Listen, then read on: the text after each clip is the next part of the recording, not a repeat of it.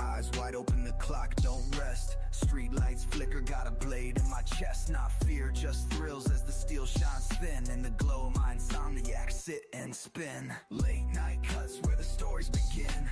Fingers on fire and the metal's my kin. Stream it live where the fearless win. This is Juvan's night flick, sit and spin. Glit in the dark, oh the dance so slick. The edge does the talking, every sound it clicks. World's asleep but the shimmer won't fade. Precision's my game and the craft's my blade. Late night cuts where the stories begin. Fingers on fire and the metal's my kin. Stream it live where the fearless win. This is Juvan's night flick, sit and spin. Under moonlight, the sparks they fly. Sharp as my wit, slicing through the sky. The rhythm of midnight, sharp edges sing. Tuned in, live to the late night king.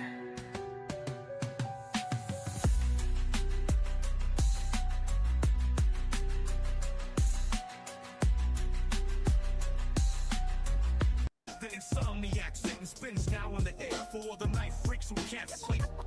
I'm the Insomniac, Juvan, and today we're gonna take a look at some of my flicks. So you're getting where you fit in. Sit down, shut up, and listen. Don't forget to like, comment, and subscribe. And don't forget to flick it. Welcome to the Insomniac Sit and Spin. Welcome to the Insomniac Sit and Spin. Welcome to the Insomniac Sit and Spin.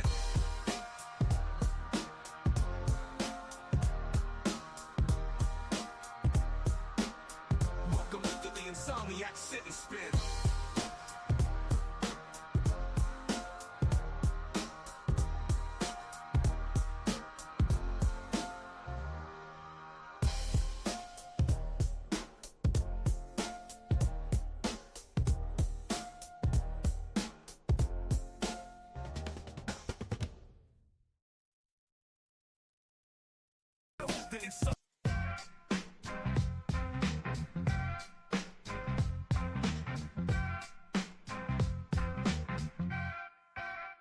Insomniac sit and spin, about to be live, hanging with each other, talking shit about knives. We sit and we spin, and we vibe in the chat. We listen to Juvan just trying to describe where he's at. It is a good time, but who is this fool who talks about knives and EDC tools?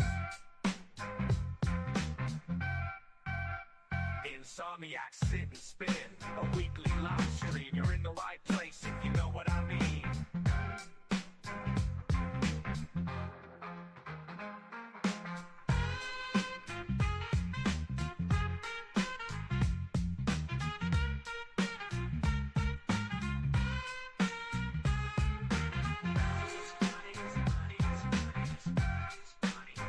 Insomniac sit and spin, a weekly live stream. You're in the right place if you know what I mean.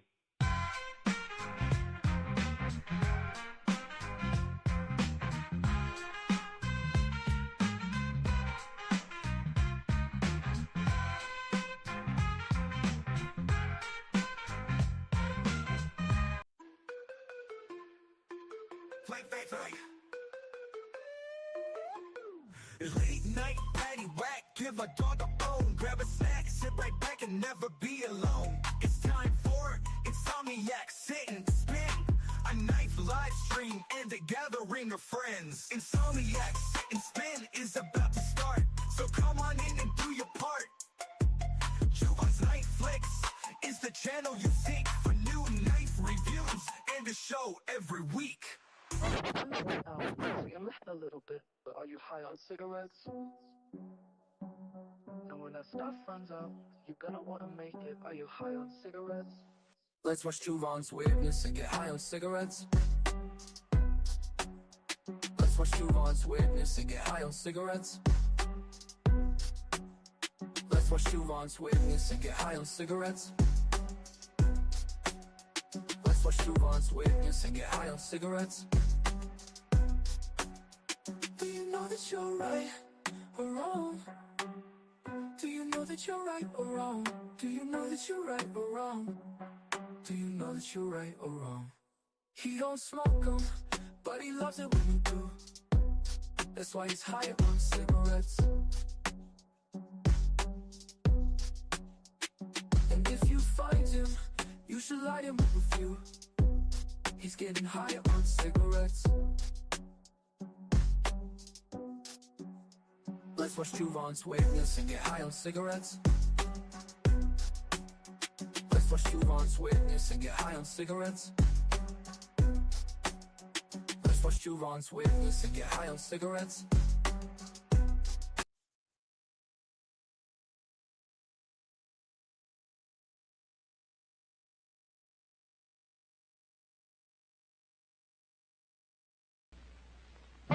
Here's Milky, the marvelous milking cow. It's fun to milk her, gonna do it right now. She drinks the water when we pump her tail. She's raising her head, it's milking time now. Her pretend milk is a feeling the pail. She drinks water and gives pretend milk. Milky, the marvelous milking cow. What is up, kids, and welcome. Welcome to Tuesday's Insomniac Sit and Spin. This music should be over in just a second. I don't even know if y'all can hear music. I don't even know if y'all can hear me. All I hear is what's in my headphones. I had some knives laid out, and then I had a cat come lay on the knives, and I had to move the knives. And it's just been one thing after another. I could whine about it, but I'm not going to. It's not going to do anybody any good. So what I figured we'd do is we'd settle in, we'd look at some cool knives, we'd talk about some cool stuff, and we'd just visit. We'd hang out. We'd spend time together. I'm going to start out by going to the start of the chat, and brother 1931 Leatherworks, Terry, became a YouTube channel member, a re-up channel member. I'm going to have to give him a man hug real quick.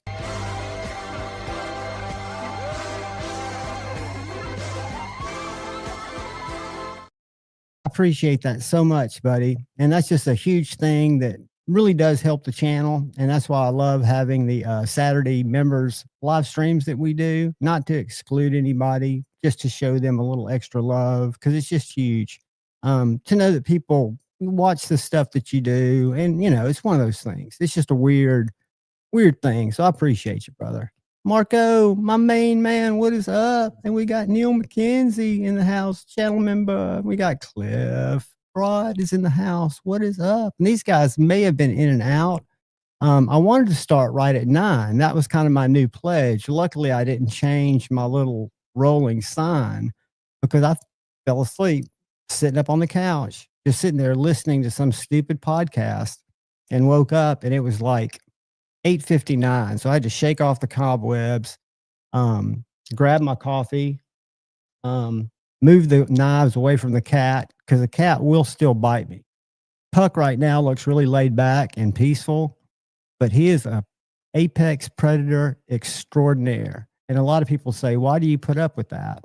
And I'm like, he's free to go, but he's a badass little, he loves tough. He doesn't know how to be domesticated yet. And I should give him a fair chance because he, by God, deserves it. He was a skittish little fucker when he showed up for 2 weeks, and then he just followed me in. And I know not to turn around and pick him up, which is a whole nother story, why the guy I work with who owns Knives and More is not a fan of cats. He had a cat many moons ago follow him in that had been kind of hanging out around his apartment's parking lot, and he said it just laid down on my floor. I was coming in from the grocery store and it laid on its back, and I went and I was like, oh no. And he goes, I went and just picked it up, to put it outside of the house. And I was thinking, oh, that's a bad decision. And it was. He was in the hospital, he said, for like 3 weeks because he had deep bites that had to be treated with intravenous antibiotics. But the cat was terrified, and they latch on kind of like a snapping turtle. So I rarely fuck with Puck, even when he's just chilling like he is now, because he can turn just brutal in no time. However, Tippy, the old cat, that's probably 11 maybe 12, a female who's smaller than him, keeps him in check and pops him on the head with a little pad paw every single time he walks past her. Whether he's running out in the morning or coming in, she just checks him to let him know. And I should probably do that. But I've got my little bottle of sharpening water that I will squirt him with when he comes at me because he likes to speak with his mouth, which if you cats do that, but sometimes they do it aggressively. And he's gotten where he'll leap at me like a fucking mini panther when he's trying to get my attention because he wants to go out. And he's gotten to where usually when you squirt a cat with water, they freak out. He did that about twice, and now he's leaning into it. I mean, he's almost like a dog with a hose in the summer where he chomps at the water. So he's going to be a handful. So like I was telling my mom, she's like, you just let him out. And I'm like, look, he's free to go. He's right now, he's a visitor. He hadn't earned a spot yet, but he's welcome here and he could jump on me at any time. He's just that brutal. Paul Mills, channel member, what is up, brother? And I would think it's Thanksgiving week. We're going to have a Loki, the roaming gnome, one of my favorite human beings. Brother Richard Hopkins is in the house. And I'll tell you guys, I've noticed in other chats that the Google, handles, we've got handles and channel names. And for a while, they were showing handles. I complained. I thought it was something I said, but evidently the platform's changing because I've been seeing them everywhere and I'm seeing them tonight. I can't control that, unfortunately. I wish I could.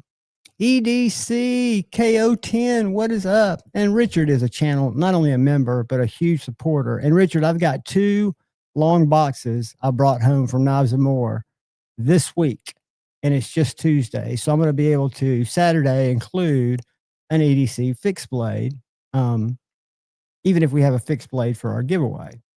I've been limited by not just shipping, and it's easy to go and just grab first rate boxes, but that shit gets expensive when you're doing first rate on, 11, 10, depending on what it pounds out at. I've had some, and depending on where it's going too. And I don't ever want to say, well, it's going to be, I have to keep it in the continental US for terms of service reasons, but, and it's just a risk. But shipping heavy stuff is a killer.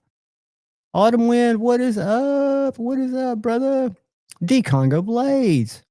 How are you, my friend? Good to see you, brother. I do have some cool stuff to show you guys. I'm kind of excited. I had a knife. This is one of the first times I've ever done this. Sterling Toots, what's up, brother?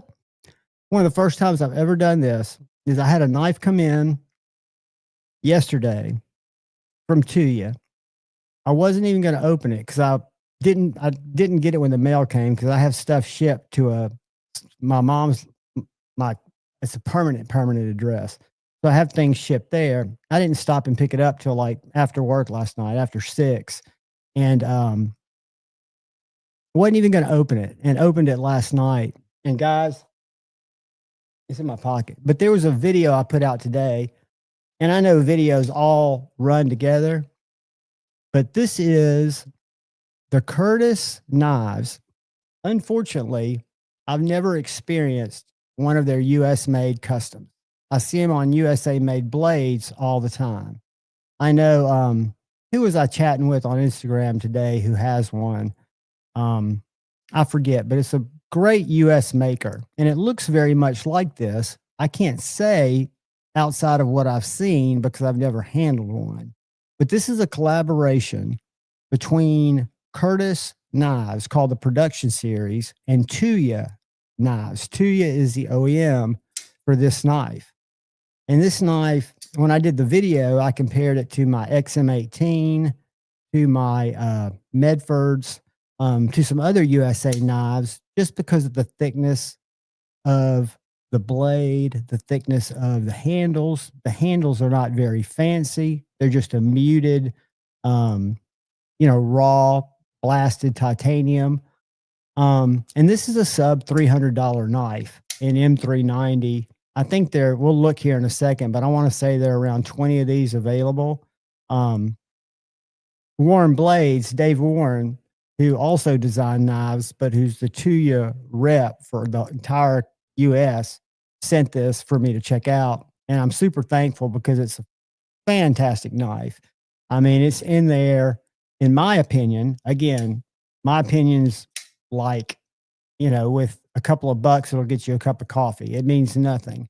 But this and the Dwyer North Mountain Blade at under $300 are two premium, fantastic examples that would be up for under 300 knife of the year for me.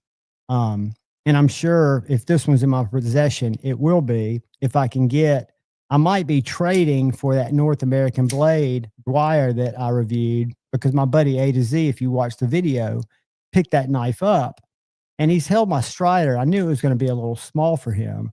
But he's the one that turned me on to that brand with his chop.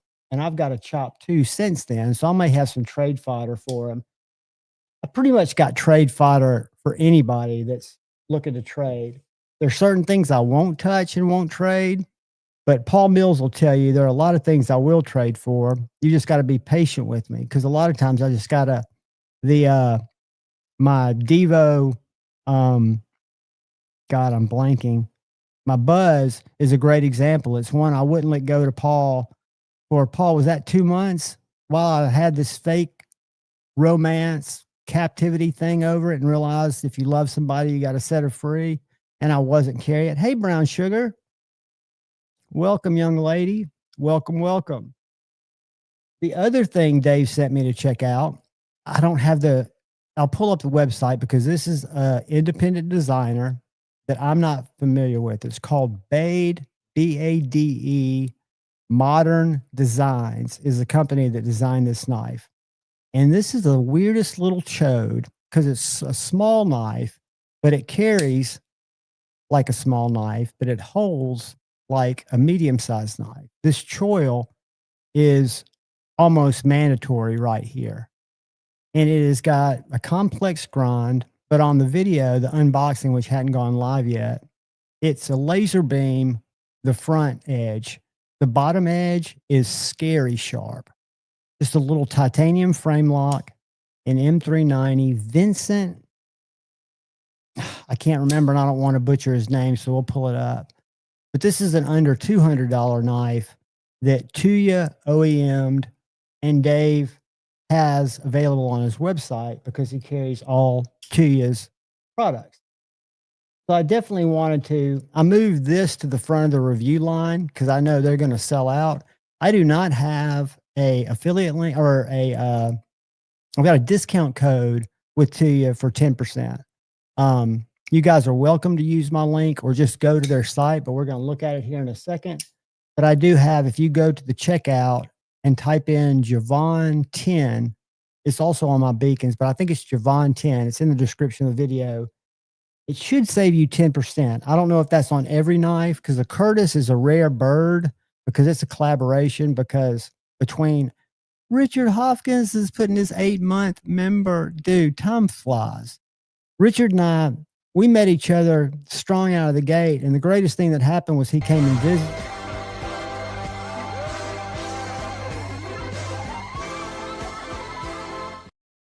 He and his better half, when they were getting started, it just worked out that I was on the route. And we really got to bond and spend some time. He's like me.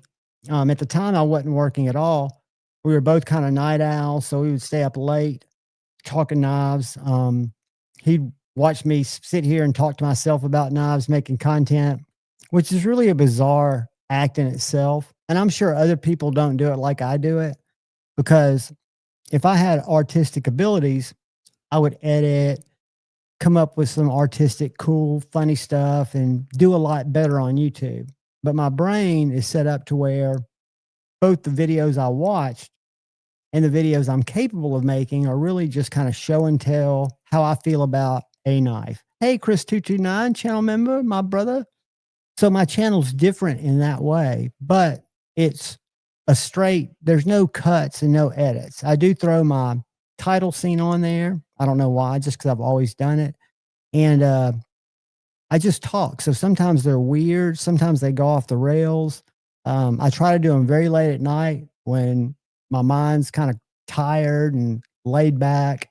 But talking about a knife every day or a group of knives every day, you start running out of things to say, even though I know the audience doesn't hear and see all the videos. I've made now so many. Um, I don't know how many. I've made a bunch. Let's see how many videos I've made real quick. I got a notification and I never read them from YouTube saying I'd made a bunch. And I don't know where it shows it. Content. Yeah, I don't know where it shows it. But I've made a lot of videos. So since for the last, I want to say maybe 3 years. Let's see how many I've made.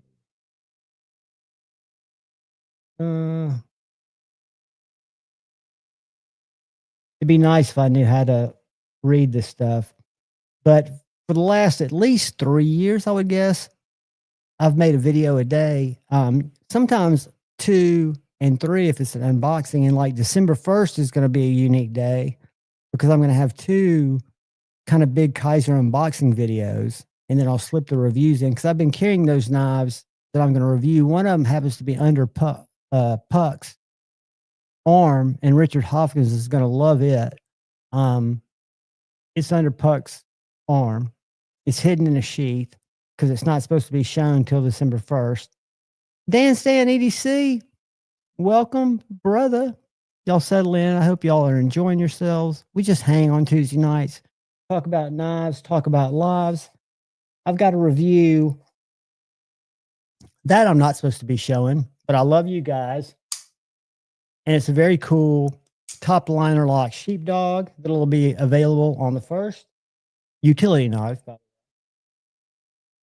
And this is a North American Blades. The way I found out about that company that makes the Dwyer, which looks just like a Strider SNG with a little bit different end, is my buddy A to Z EDC, who's my local knife buddy. I kind of got him into knives, but he's kind of jumped into it. He buys some really cool, unique knives. He bought a Chop 4, which is this knife in a liner lock with desert ironwood, titanium liners off their website for $160.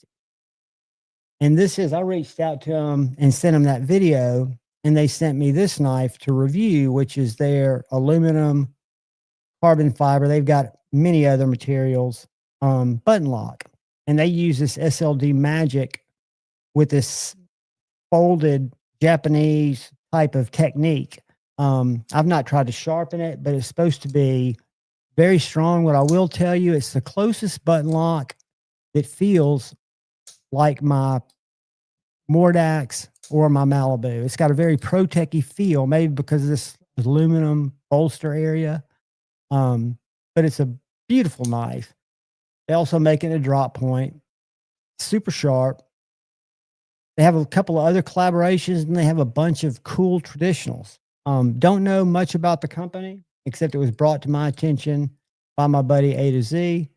And I was happy to review that knife, happy to get this knife, and fell in love with the Dwyer, which went live a couple of days ago. That's my buddy A to Z, who he bought that off Blade HQ. And I'm hoping it's a great one, and it's not expensive, guys. They're nice for what you're getting. We'll go check it out here in just 1 second. Let's just jump over there. Because they make one, they have a kick stop, right? So when they did the kick stop, they had to pay, I'm sure, Stop Hill a percentage for the kick stop. So the kick stop models are a little more expensive than the button lock. Then so they've got some ranges, right? The Dwyer's $380. That's high. The button lock is, that one's $160. Let me find mine and see what it retails for. They've got fixed blades. They've got one for $100. Here's a Chop 2 with a thumb disc, which would be nice addition, and a full aluminum. Let me go back to, I know it's not page 1, but I urge you guys, here it is. This is the one, it's $150 retail. I don't know anything about this SLD Magic except I've got it on my Max Ace out the front, the Neptune, that real long out the front that they sold for a while for $80. But a very elegant knife. They've got some other, I don't know, did y'all see that when I switched over to it? Ron Crow, lurking and been a member for 14 months. I've got to come back into the chat. Guys, when I get out of the chat,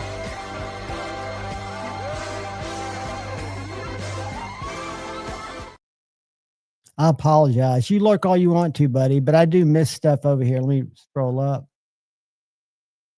I think I got Richard, but that little gnome.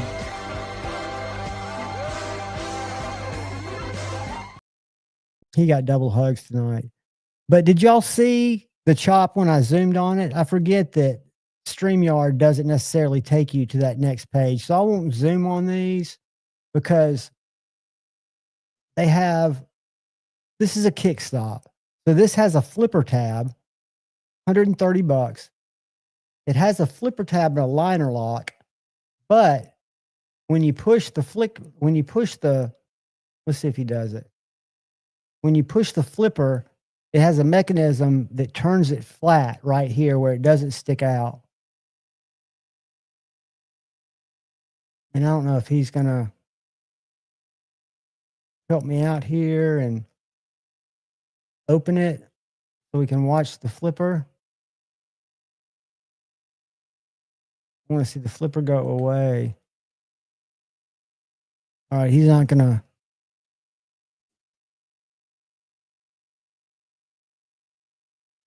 So when this knife is closed, it has a very pronounced flipper tab. And when you depress the flipper tab, instead of it wonking around and coming out here like a finger guard, it folds up. Why they don't have a picture of it closed makes no sense to me, because then you can see that flipper tab right there? When you flip it, the flipper disappears. It's very, very cool because it gives you great ergonomics and the ability to easily open it, easily flip it. Fat carbon fiber for $200. And an SLD Sanmai steel. Keep in mind the Sanmai, my understanding is the way that they fold the steel, the SLD Magic being a Japanese cooking steel. This is the knife I reviewed that started it all for me. This knife felt every bit as nice as a $350 knife. It is desert ironwood, full titanium frame, full titanium, I guess it's the liner lock, or I guess it's a recessed frame lock. 160 bones. Just to me, a great value.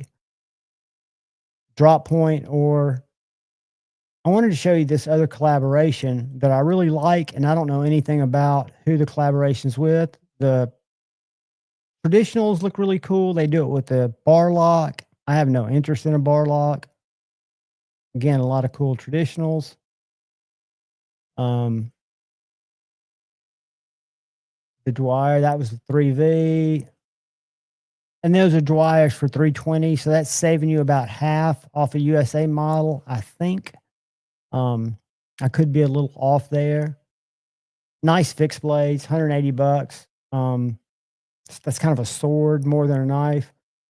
But I wanted to show you this other collaboration. Then we'll get out of here, and I promise I'll minimize the screen sharing. There's a real Dwyer, handmade.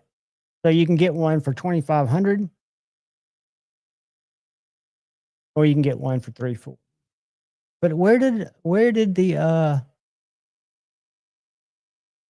did those, something weird may have happened. There was a whole group of knives, like about 6 from a designer, that I instantly keyed on, that if they were sold out, they would say sold out.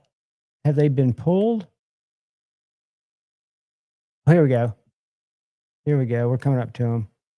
These right here, Jellyfish. Have y'all heard of Jellyfish? Is Jellyfish a designer? I love that knife.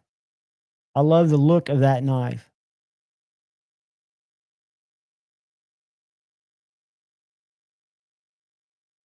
I really do.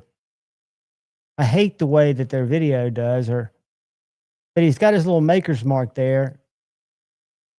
Let me stop sharing that. Does anybody know who Jellyfish is? We know who Jelly Roll is. Ryan Ellis, what's up? Congo Blades, what's up? Who've I missed? Does anybody know Jelly Roll? Jelly Roll? Jellyfish. We know who Jelly Roll is. But this, to me, is a very attractive knife. It looks like it would be a very nice operating knife. The fit and finish looks great. $230. That's not high by most standards, because keep in mind, whoever Jellyfish is, kind of like Dwyer or some of these designers, they've got to get a cut, right? Here's another Jellyfish, 4th generation. So I'm not going to Google Jellyfish, really just because I don't care, and I'm getting ready to get back to the chat. But go to North Mountain Blaze and poke around. I have no affiliation with them, except they were nice enough to send me one knife, and they were nice enough to tell me to fuck off when I asked them for a Dwyer. But luckily, my buddy A to Z hooked one up. Let me paste their linky link. Boom, boom, boom. Nice. So I'm going to stop sharing that. But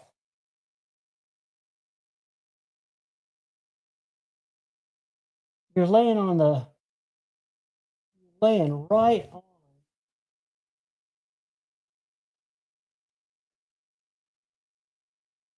This is a Blim. This is a new TKL Piranha. When I say new, it's got jimping. It suffered some, I think they called it decarbonization, where that coating that they put on there kind of came off post heat treat. And it's also got somebody's initials that aren't me on it. But a fantastic little knife. The jimping makes it really work well. I did a video on this today and put the extended grips on it, put the ring grips on it, because it's actually the exact same profile.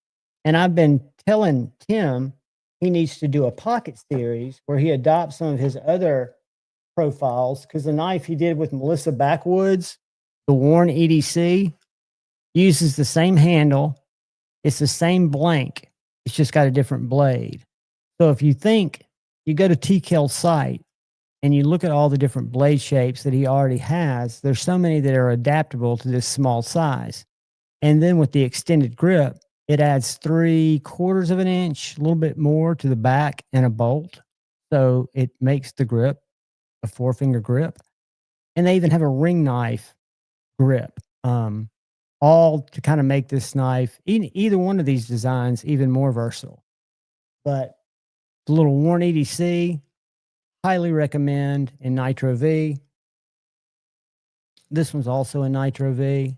I think they're going to be phasing out of ADCR V2 in the not so distant future, the actually really near future.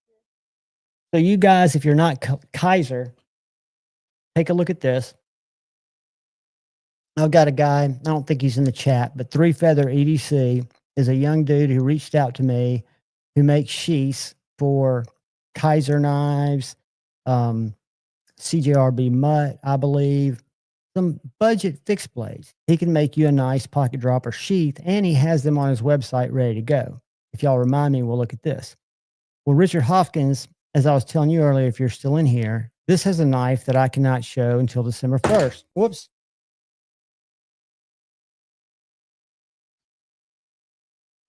I had to grab my vape. I can tell you it looks just like this knife, except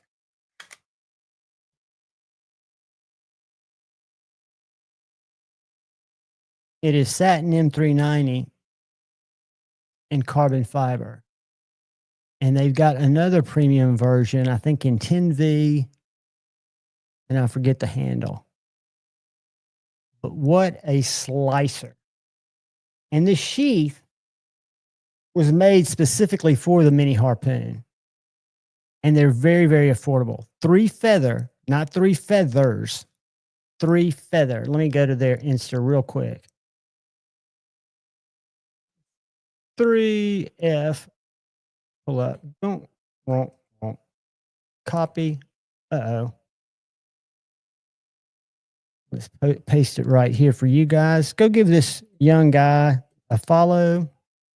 Not to take anything away from Brother 1931 Leatherworks.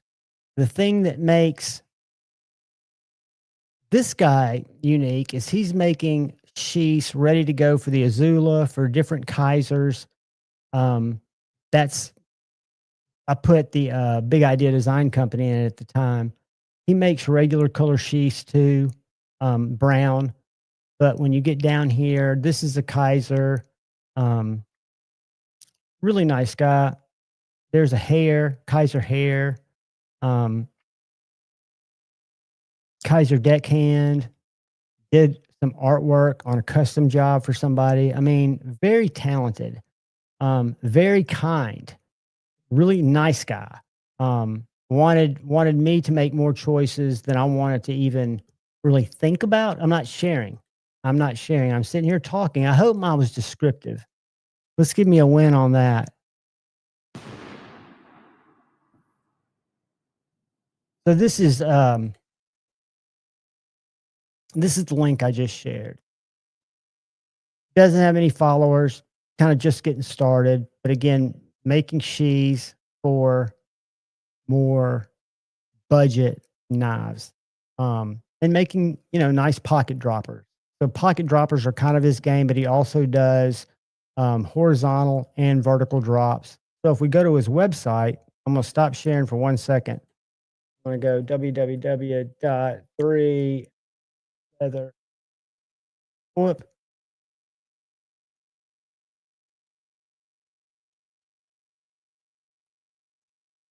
Then we'll go to his website, because he's got his website set up to just buy a sheath. You don't have to send your sheath in or your knife in to have it measured, to have it done. You can, but if you've got an Azula, if you've got a mini harpoon, if you've got a Phasmids, if you've got a hair, Kaiser drop bear, deckhand, a lot of these ready to ship, $65 to about 85, maybe 100. So again, I think he's doing something different. I really enjoy the sheath. The only drawback, and it's not any problem with the sheath, it's the design of the knife. I like to carry knives in my back pocket, fixed blades. And longer knives are too long for my little ass pocket for this to hook on. So I've got to carry this in my right pocket or in my left pocket to make it really work, right? But go follow this young gentleman. Give him a little bit of love. Right, Richard. I don't have the AEBL. I've got the 3V. I think they're coming out with the 10V, and I know they're coming out with M390. So keep your eyes peeled. They've been putting them on their Instagram. Let me go over there real quick. Boom.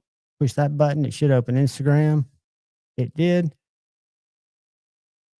I don't know why they're so guarded if they're starting to show it on their pages.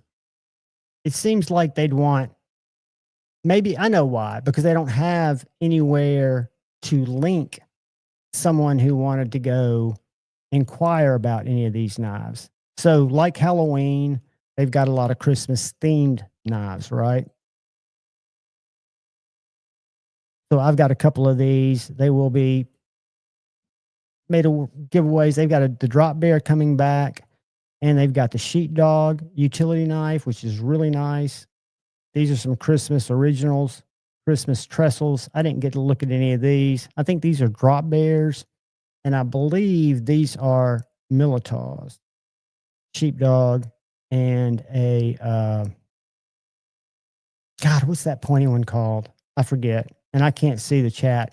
But if you look through here, these are showing some of the new the new things coming down the pipe in December for Kaiser. White mountain knives, the mini Momo, and the mini Momo. That's a great knife. This is, I think, is this? Yeah, this knife. I've got a couple of these that I'm testing out. They're smaller than the original. The blade is under 3 inches. It'll make for a good mini knife, but I want to say it's called the Aegis.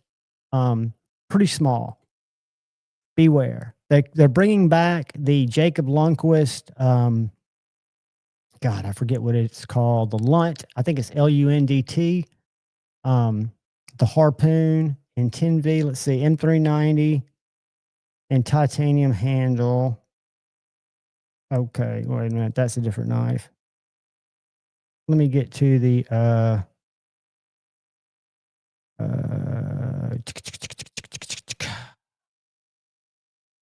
all right. I think it's 10V and M390. I know it's M390, but anyway, Kaiser's got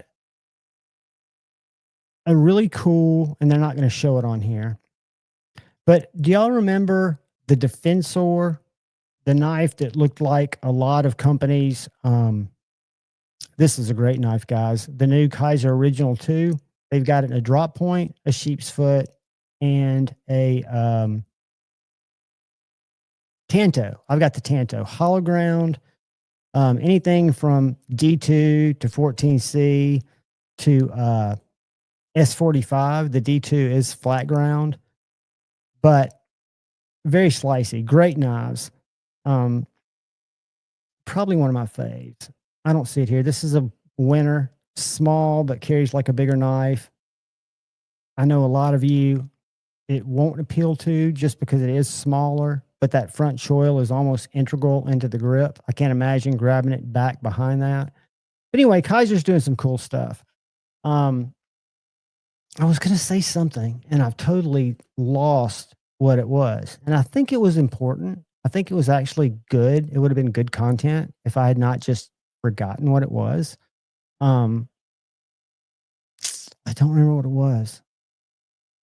I do not remember. All right, let's get off of Instagram. Let me get back in here with you guys. All right, who have I missed? Michael Sawyer, how are you, my friend? Welcome, welcome, welcome. Settle in, make yourself at home. We will have fun. It'll get weird, but we'll try to keep it about knives, right? But I really like this M390 Kaiser mini harpoon. I think the mini harpoon, it's almost the perfect EDC knife from Kaiser. Kaiser killed the drop bear. The drop bear for me is a small little giblet of a knife. I really dig it. Speaking of giblets of a knife, this is the Tuya Titan. I know I showed it to you a second ago, but I'm going to cut with it because that's what's wild about it.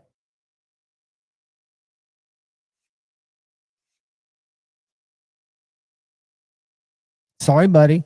Watch this. This is the front bevel.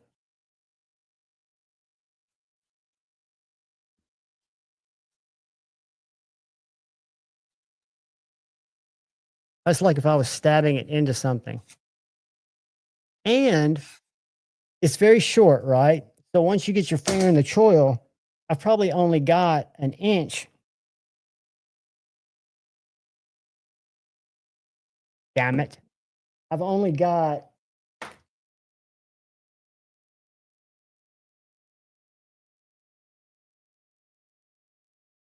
an inch and a half right here. And an inch and a half right here. That can't be right.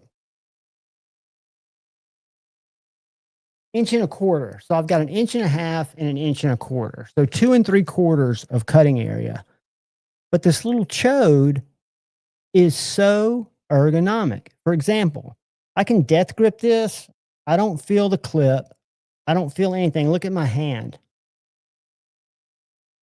I don't have any red lines, nothing. I've not spent a lot of time cutting cardboard, but I plan to. I have a feeling this is going to be a cutter. The reverse flick works great.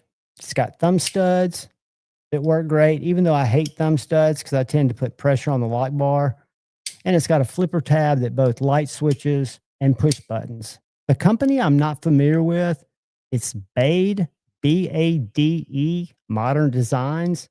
Don't know. But while we're on that, make yourself at home, Puck. Let's go to Tuyu's website real quick. I think y'all like some of the stuff you see there.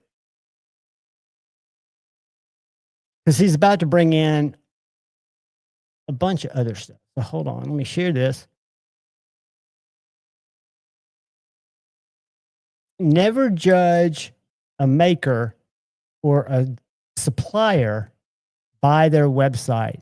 I know user experience is important, but this is not one of my favorite websites, but it's very workable. The blue is what I have.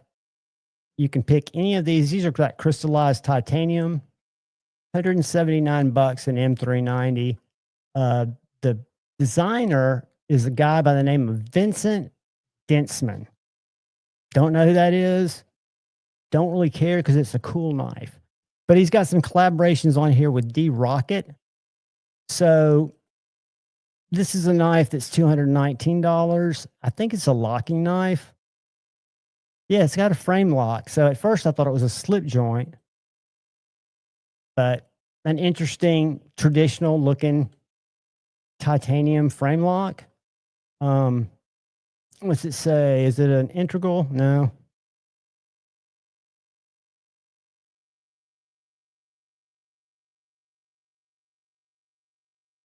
They've got either a clip point or a spear point. So I guess that's what we're looking at there, the spear point being on top. I'm not crazy about that one. This one right here, let's see how many are left.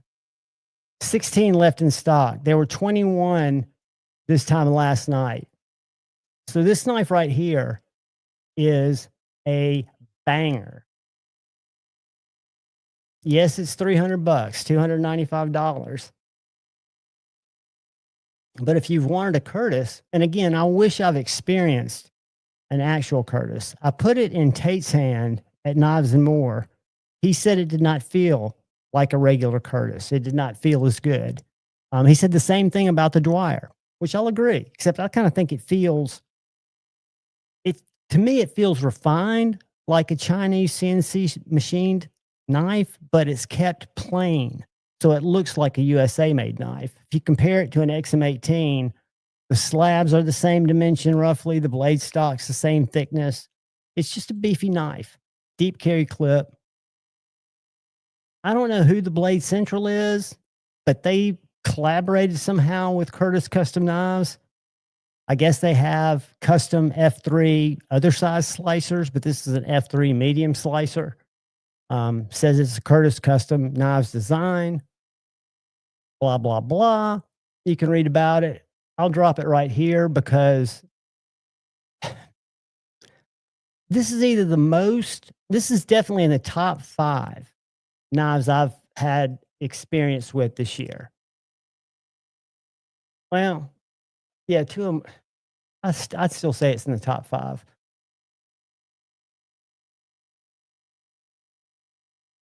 Fantastic knife. Hey, Rob, I saw your question down Instagram. I did a review or overview on that knife, the Dwyer. I think you were asking about that. Fantastic. Did I miss somebody? I'm definitely going to give an Anarpuss. But it's a fantastic knife. As a matter of fact, I'm really trying to buy it from my buddy who I reviewed it from.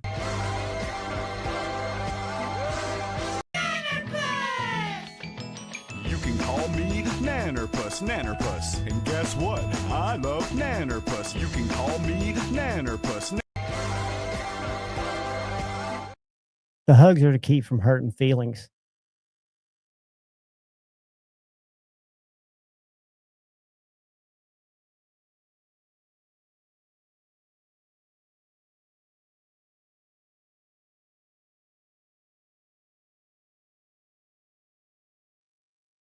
Thank God Puck stayed alive. I bounced out. Kevin Smith and Knives. What's up, Stevie? Kevin Smith and Knives. Let me give you a little bit of man love.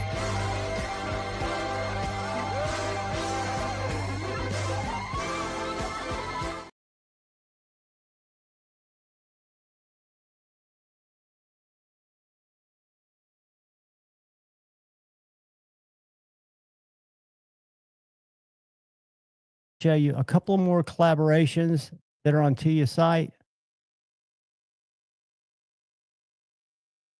This is a D Rocket.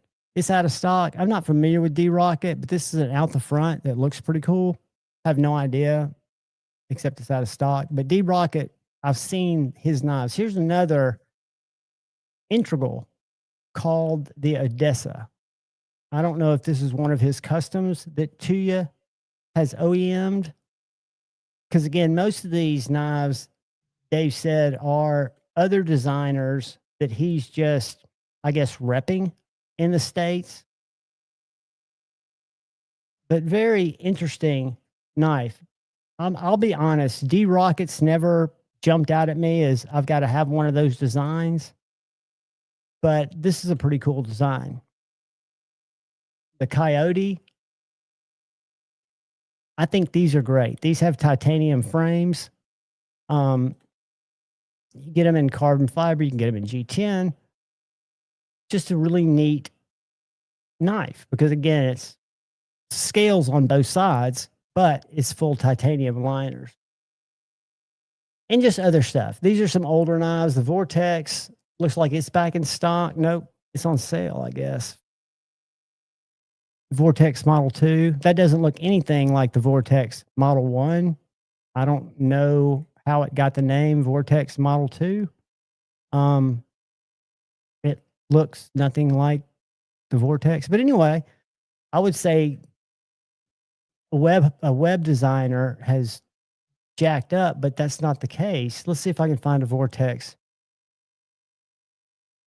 All right, guys. Y'all bear with me. Tuya Vortex.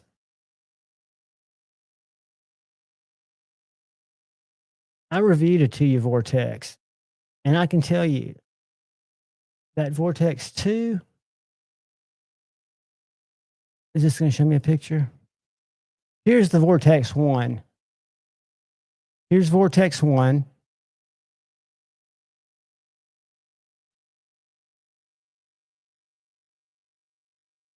It's got an extra pin that you can put up behind the thumb stud to lock it down because it's a huge knife. So that's the Vortex number 1. And then the Vortex number 2.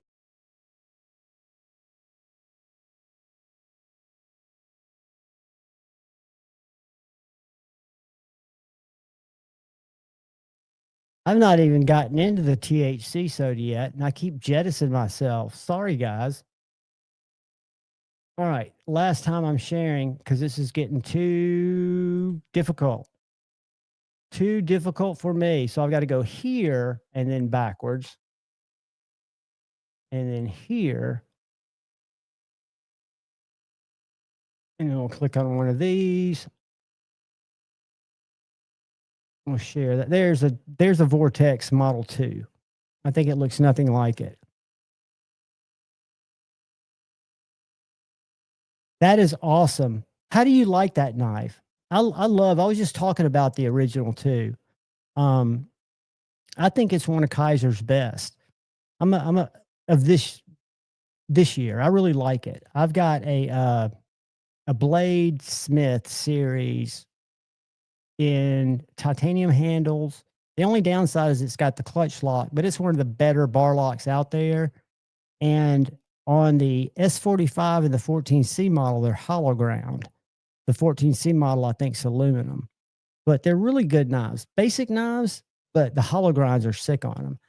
I would have been showing you guys a new slip joint. And I've not been, Stevie, tell me if you're home. I know you're on the road. I'll send you a link. But I almost brought home a little single blade case. It would have been my first case knife, denim micarta, little hollow ground Warncliffe stainless blade, and something turned me sideways. I'm probably not going to buy it. Matt, what's up? Yeah, that is a very nice gentleman's carry. I'm going to show y'all a budget gentleman's carry that I'm liking. I'm trying to find things that I really don't like about it. Like I did a review that'll come out in a couple of days that I brought from Knives and More, the Benchmade Dacian, which is a great EDC knife with a shitty sheath. It's got a very innovative sheath in the way that they've integrated Boltron, which is a really nice Kydex, to the mouth of the sheath. So you get fantastic retention. And then you've got a leather sheath so you don't scratch up your blade. Chef's kiss, but then it's horizontal carry only. Good news is Artemis makes a sheath for it, but nobody wants to buy a knife and then get a sheath. So I'm trying to find something bad to say about this because I'm not an O-light guy. Never have been. I've never really reviewed an O-light on the channel. I think one was donated and I reviewed it just because I'd never reviewed one. But this is an O-light and the name escapes me now, but it's a budget. And what it reminded me of when I unboxed it was the CEO, which was one of the first knives I bought watching Ben and what's his name? Ben and somebody throw it up there. Who used to do Blade HQ's live? Ben, he's got his own channel now. God, what's his freaking name? Zach. Ben and Zach. So this is a little O knife, OEM by Kaiser. I think, what's up, Paul? I think it's got aluminum handles. They feel aluminum, but it's a liner lock with a flipper tab. The 14C handle sits all the way in for a gentleman's knife. That's really nice. Doesn't have a reversible clip. Yes, it does have a reversible clip. I forget. It's one of those from the tail that you just spin around. But the flipper tab is money. Whether you light switch it or push button it, it really snaps out. Full size, about PM2 size in length, and very inexpensive. Probably around $50, maybe 60, maybe less. I'd have to check. Let's check. I just don't know what it's called. I feel bad. Let me go to Amazon. Amazon O knife. I think it's called the Arion or something like that. Let's go O knife. Hold on one second, guys. Hey, Puck, fuck off. You can't go out there and impregnate the neighborhood. Be responsible. Have some respect. What would it be called? O knife. Here it is. AI. I want books. I want books. This is it. $55. So I rarely get to review budget knives anymore. But I love budget knives because that's what got me into collecting and that's what got me passionately involved. I think now, and Black Friday is a great time to get stuff. I've ordered a bunch of weird shit that I didn't need for Black Friday. I ordered this shirt that's probably going to swallow me. Ordered a new mat for videos. Ordered a funky grunge shirt. Probably going to be too big for me. I don't know why I got that. And I ordered some scented beard balm. No offense, Stevie. I ordered this just because it would be here. And I've got to shave. I've thought about doing that. I've thought about taking my beard way down. I don't think I was sharing any of that stuff that I was showing you guys. I probably wasn't. I'm an idiot. What can I say? A purchase. I'm working 4 days a week for 3 hours a day, 4 hours a day, down at Knives and More, that knife store that I love, my local knife store that's so cool. And they don't sell these, but the young guy that's one of the owners down there, Tate, is a knife guy, sharpening guy, and a light guy. And he told me about this brand. It's called Emisar, Emisar. I'll take you to them.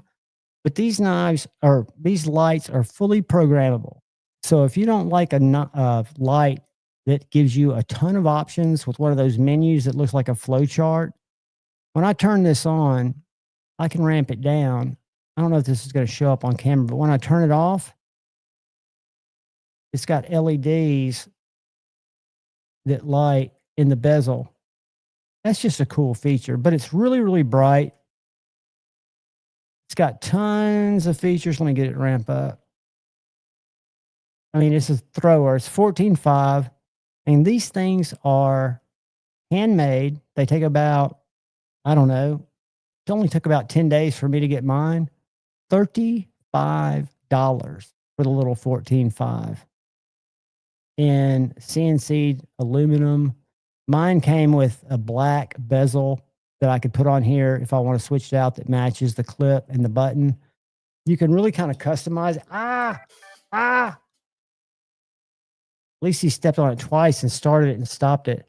Let me see if I can find their page real quick, because if you guys, and I know I'm not going to do a lefty flashlight thing, but I'm rarely fired up about flashlights. Rarely. I mean, rarely. But Tate, the guy I work with, I respect the stuff he likes. He's like, dude, because I carry a Focus Works, and I love that light. He goes, you really ought to try one of these. They're made to be upgraded. You can buy different drivers. You can buy different lenses. But this little thing starts out at $35.81. Is it Sharon? Yeah. You can choose your color. You can choose your stainless steel parts. I go black. Whoop. Switch retaining ring. You can go flat or raised. I went flat so it wouldn't be easy. Backlight color. You can have no backlight color.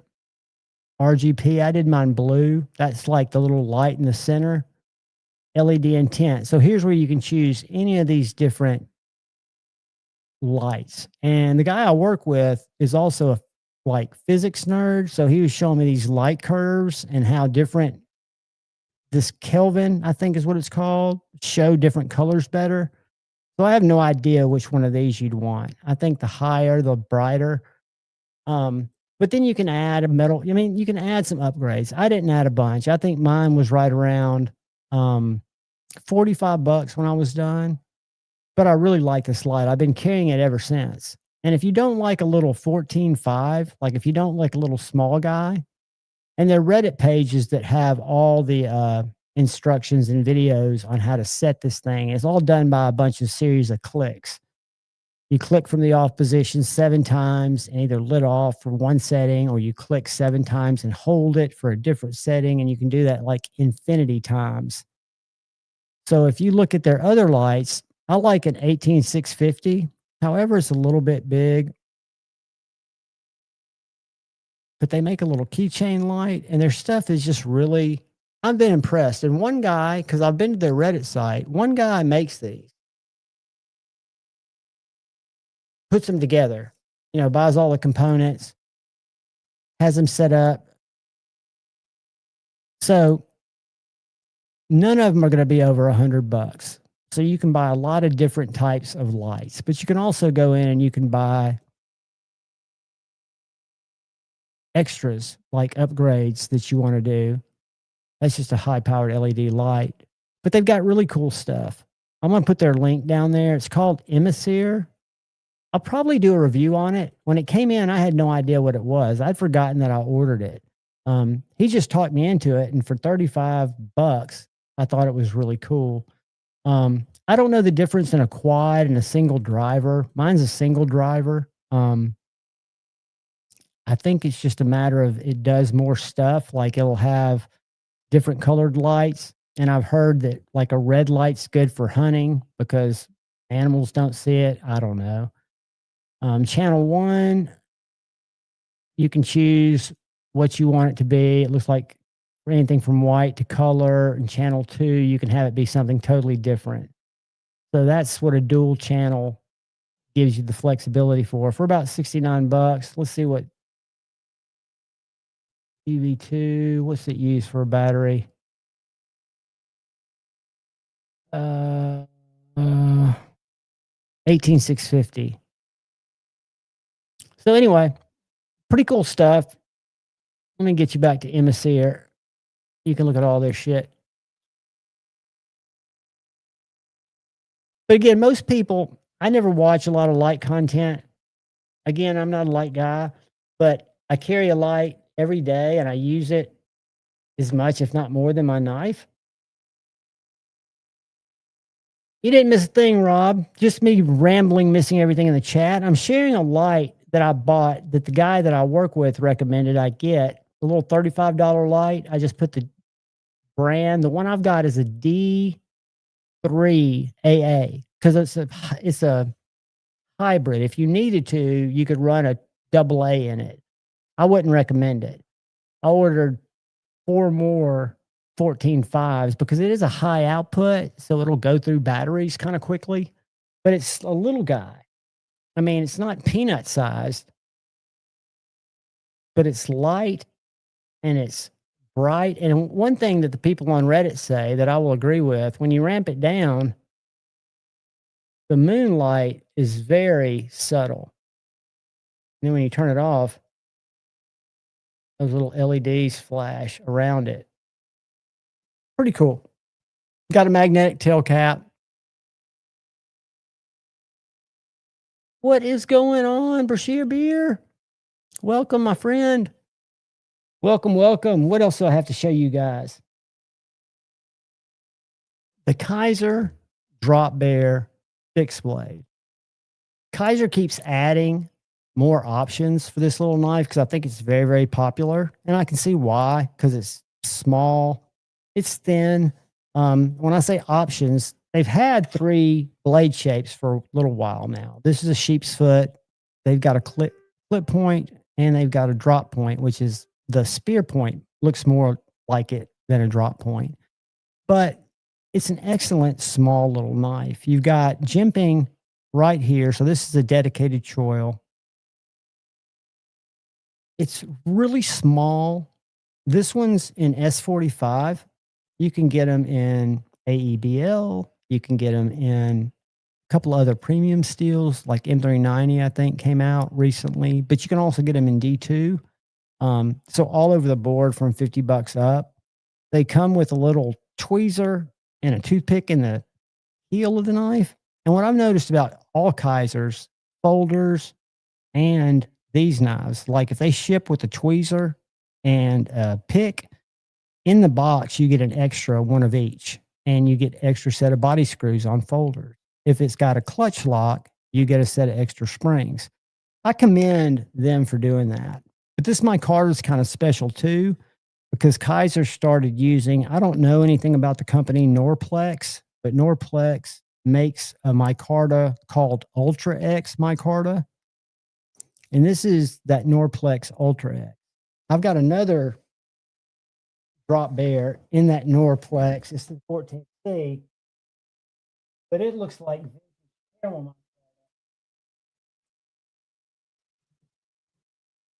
so this is also the drop bear fixed blade with that Norplex Ultra X micarta, but this looks and feels like caramel.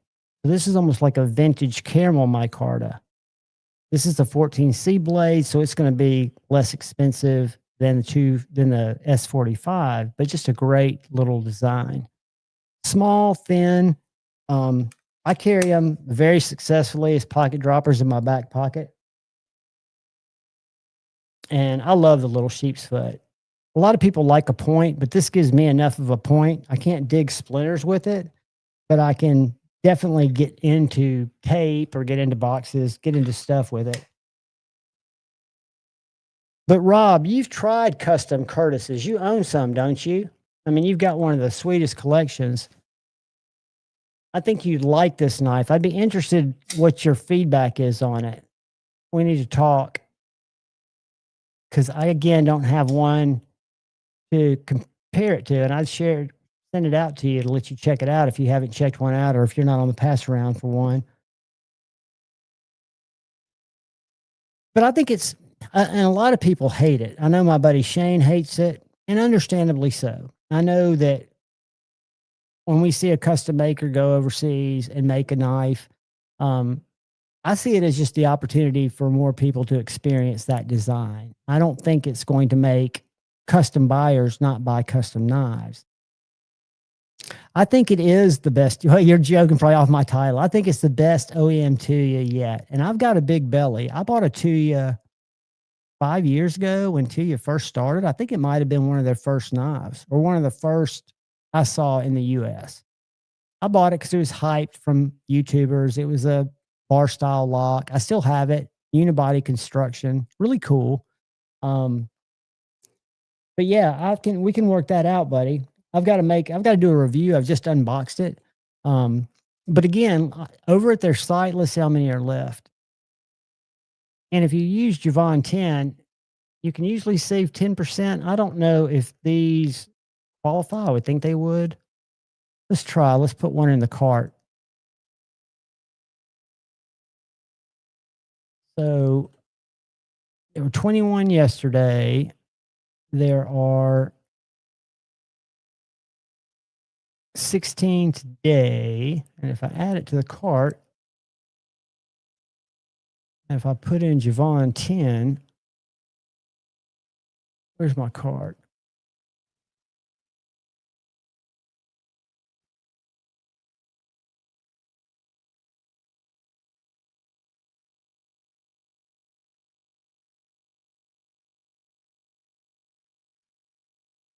Coupon Javon 10 cannot be applied because it does not exist. Okay, watch this, guys. I'm going to use my screen snipper because that's not fair for my people.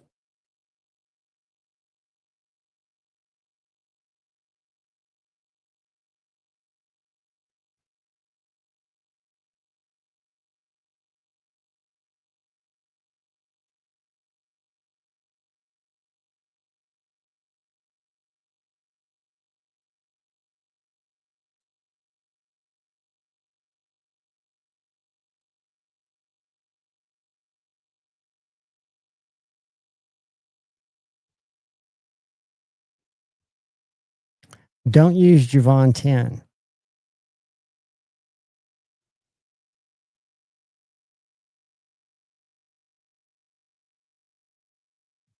What is going on, Laser Ghost? I think Laser Ghost is my brother from another mother who's got his YouTube name, like we all do, showing up. Where's my brother Donnie? Good to see you, Donzo. Dave he's been under the weather, we'll say.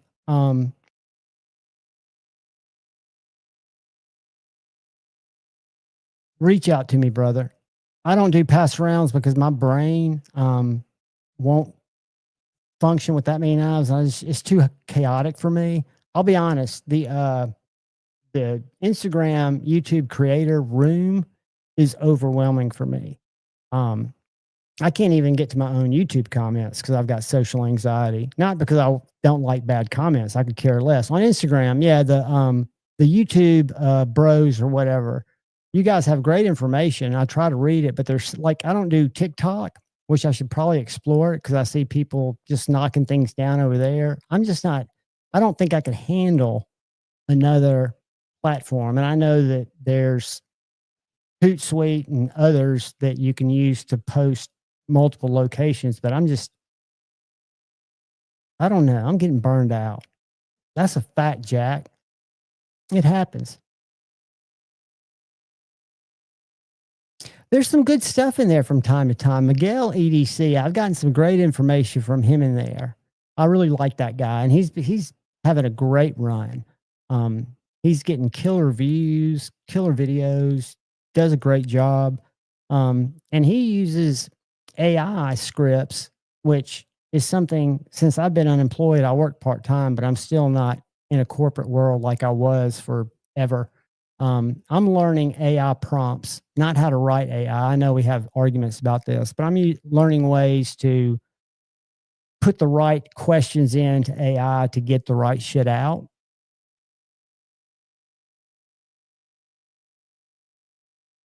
I won't answer my phone either. I will not answer my phone unless somebody texts me first. Because I'll say, if I don't have your number in there, please text me. I'll put you in. And if I don't have your number in, I just won't do it. It's just too much, Rob. Are you on TikTok? See, I wouldn't do TikTok if you drug me there. I mean, it's just not my jam. I just don't have any desire to do it. Again, it's just something else to keep up with.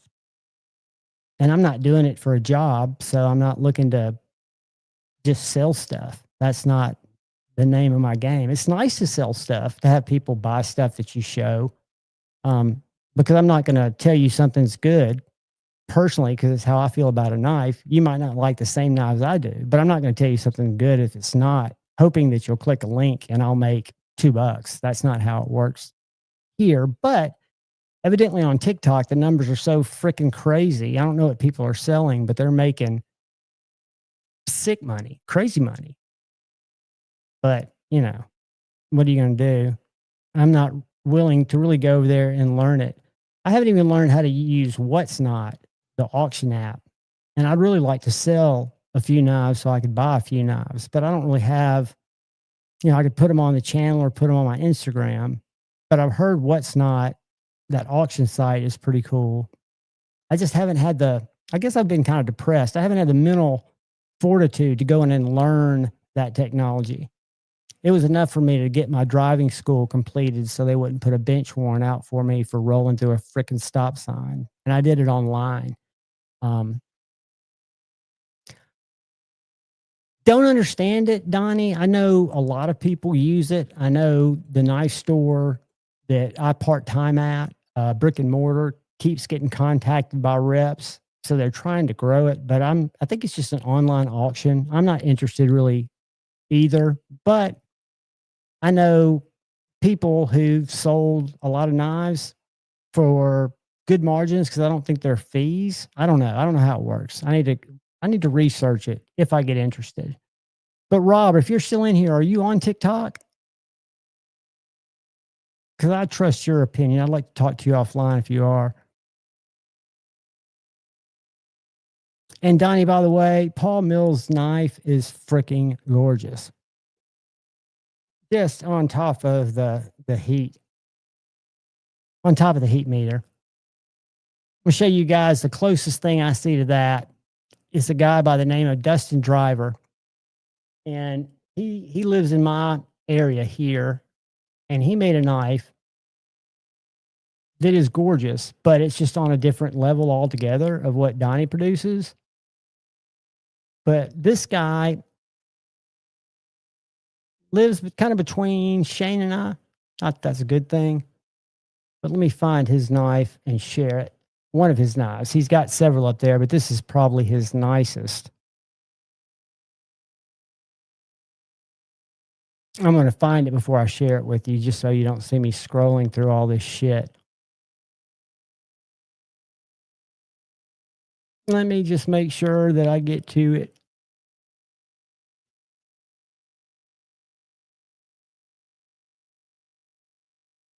I'm getting there. There it is. Nope. Yeah. I took a shitty picture of it.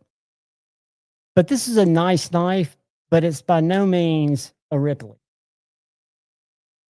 This is a knife by a guy named Driver Defense, Dustin Driver. And it's a dragon skin Damascus Moku tie.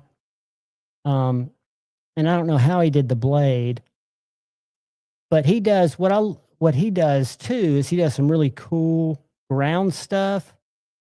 So I was communicating with him today on this knife because I've got one of these splinters with just a flat grind, but he did a splinter. Can y'all see that? Yeah.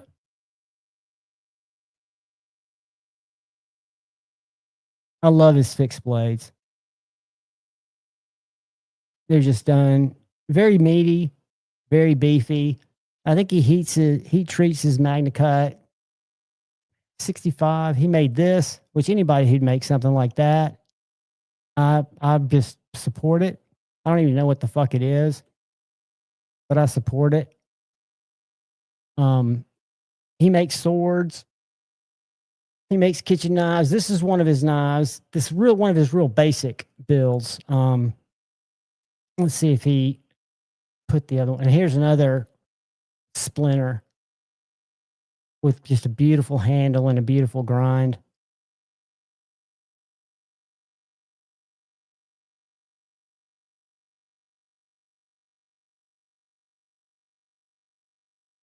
I'm gonna have to go to my page to show you that the Tonto he did. Let's do this real quick. Here.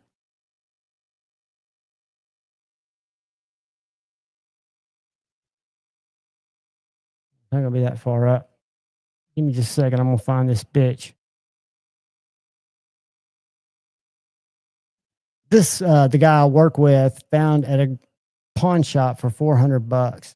I don't know anything about Microtech, but that's a DOC kill switch. It's got a safety, which I don't care anything for, but that's evidently a rare knife. He picked up a knife today. I don't know what it's called. It's got hardware I've never seen on it. It's a Microtech. The people seemed a little whacked out, but he picked it up, I want to say, for $250, and we looked it up, and it is a very rare knife. He just bought it himself because they really wanted to sell it. Where's his knife? I'm sorry, guys. I feel guilty when I take you on these. Well, you just enjoy the knives. We're a knife channel. We like beautiful knife shit. And some of this stuff, you're probably like, that's not beautiful. That's what makes it cool is we all like different stuff. Dustin, where are you? I feel like I'm getting close.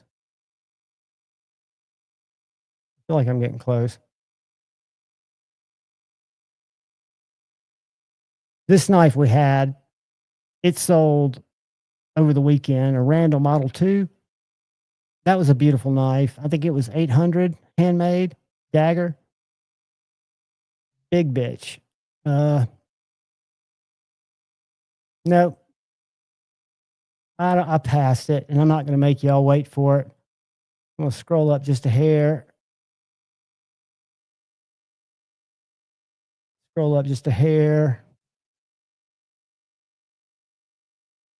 These are knives made, they're called Masters of Defense. That's a Lady Hawk. We have 4 of them. They're made in North Carolina, and they're made by Microtech for this company, this Masters of Defense. They have a couple of interesting designs, a fixed blade and 3 automatics. All right. I'm sorry, guys. If any of y'all are left, I'm sorry for those that I put you through this dizzying. I know I've got that fucking knife in here. It looks like that one, but the blade turns. And it's compound ground. That's a pretty bark river too.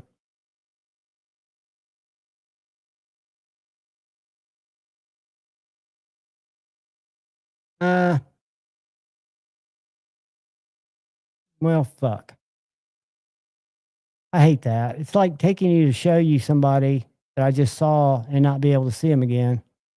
I dropped a Microtech out of the cabinet and it went in my foot, buried itself about a quarter of an inch, but the tip didn't break. It didn't hit the floor. That's the slip joint that I want to buy a case, and I haven't wanted to buy a slip joint forever. There it is.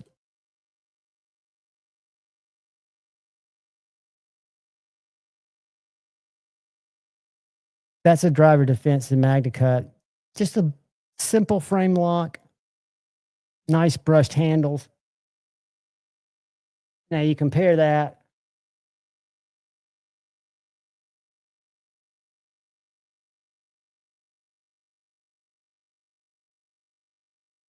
Laser Ghost.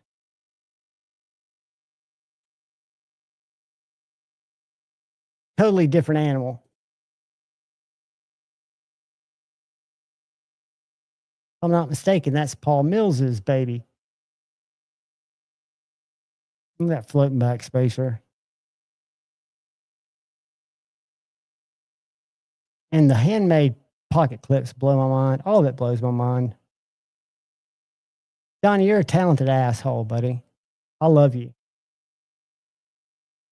You definitely got the shit.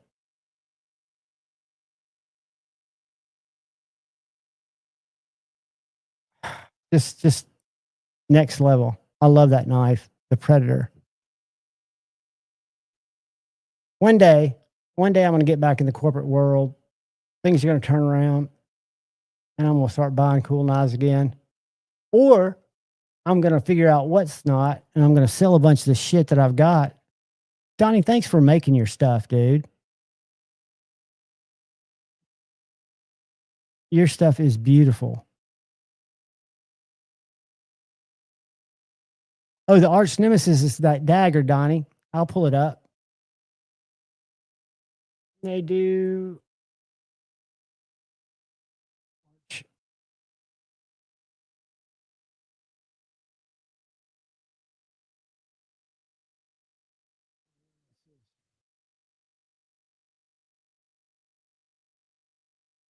Uh-oh. Sharp by design. Here we go. Images. Here you go, Donzo. You can make it. I have no doubt.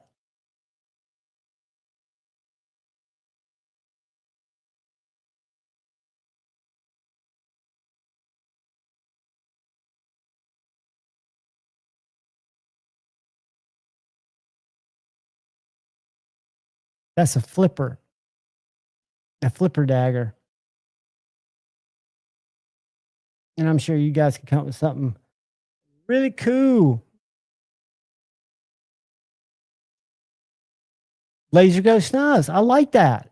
You're rebranding. You don't. I liked having your name in there, but dude, Laser Ghost is awesome. By Donnie Bless. I do Laser Ghost Knives by Donnie Bless. But that's a cool name, dude. One thing that they picked up at Knives and More that I think is really cool is they bought a laser engraver, a tabletop. I think it's a 20 watt. I think it was right around $3,500. And they're engraving blades.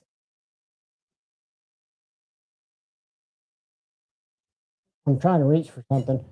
Both like, here's to Sally on 50th anniversary on the blade, 2 maker's marks. But that's a little piece of metal that they did on that machine. Took about, I don't know, 2 minutes. But Shane's going to bring some knives up there when he gets better. And hopefully they'll start putting his little laser mark on there and they'll be a reliable source. Yeah, Donnie, and they can be more than that because like I had a guy on a couple of weeks ago, and if you ever want to come on Friday Night Flicks and hawk your stuff, just shoot me a DM, dude. You can be my guest. But this guy, Greg Datcher, who was on Friday Night Flicks a couple of weeks ago, was in last week, and he just bought a laser that is more powerful than the one that Knives and More has, and was about 2,000 more. And I think the difference is it'll cut deeper, like it'll cut more, kind of like mill patterns, maybe. I don't know how things are made, but the laser that we have will go pretty deep. It's just amazing what that stuff does. And he just does it. Once they hooked it up, which took like plugging in a printer and centered up the laser, which took like calibrating your printer, they were up and running. The software worked perfectly. They had to flip the, like you do in your camera, sometimes you have to flip it to make it not look mirrored.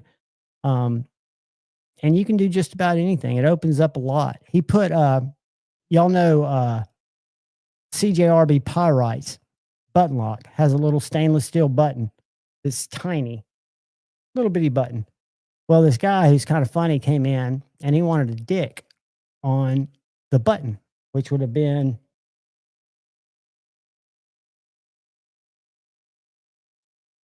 something lasered in that size button. And he centered it, Tate centered it perfectly. The graphic transferred perfectly. And inside his stainless steel button, he's got a little dick with eyes on it or something. So lasers are cool. And Donnie, I can't imagine unless, you know, it was something that you could say, okay, I'm tired of having somebody do my maker's marks, or I don't know why with what you're able to do with your hands, people get lasers because they don't have that skill set. I still think, and I don't know anything about making knives, but I still think having the blades cut out by a machine is not a bad thing. I don't know what it costs. And I know I've heard that you have to have a ton cut out, but just to have the blanks cut out. So you shape them, you do everything. It just systemizes everything. And I think it would allow a small maker who's not as good as a premier maker, it would allow them to get more product out, and it would still be just as, for many reasons, can do a lot, especially if you think outside of that. I can only imagine, Donnie, and for somebody like you, buddy, it's probably a great investment, especially if you got ideas for it, because your ideas turn into projects, turn into products, turn into cash. So, you know, sometimes biting that big pill that sucks at first can be one of the best expansion moves you make if it fills a void.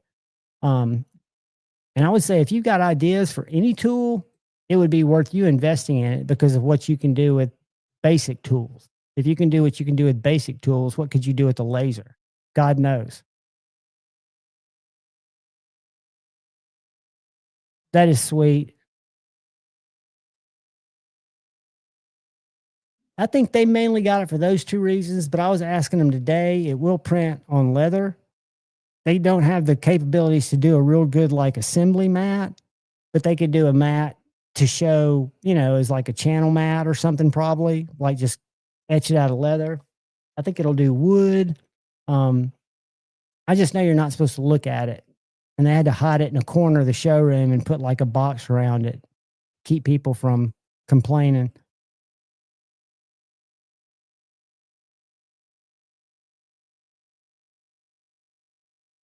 And see, Donnie, I think that's smart growth.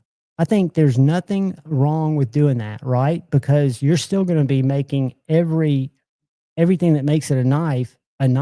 You're just taking one of the things that probably takes a lot of time and cost out of the equation, so you can focus on the things that build the value to it, like making it a Ripley or a Predator or whatever knife you make it. I think that's cool. I don't know the difference in EDM, water jet, or plasma cut. I know they all do kind of have different advantages and disadvantages.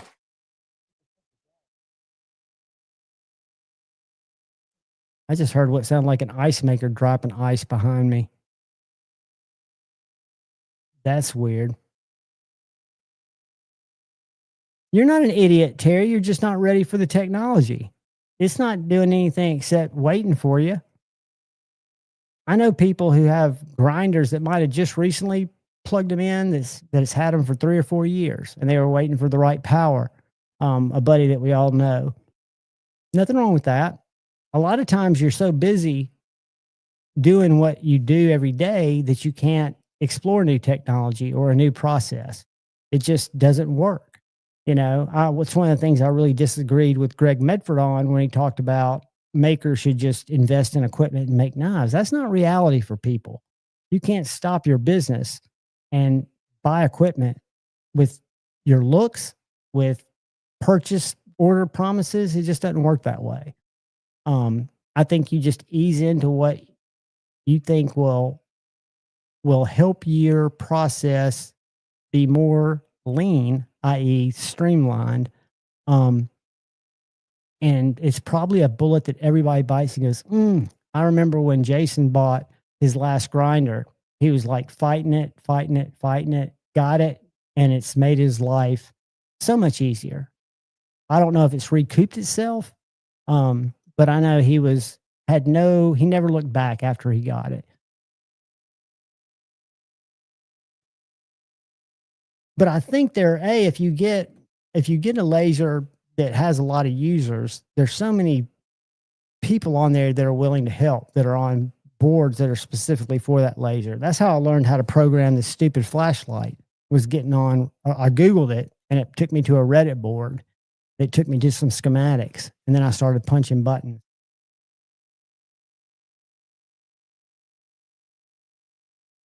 I think lasers could be used for scales, couldn't they? Or would you have to have a mill to do scale patterns? I need to learn more about making knives. I wish I had a picture of this young guy that was good, less than EDM, but better than most laser cutting. Gotcha. So EDM is kind of the best way to get your blanks made. Wire EDM, I think that's what it's called.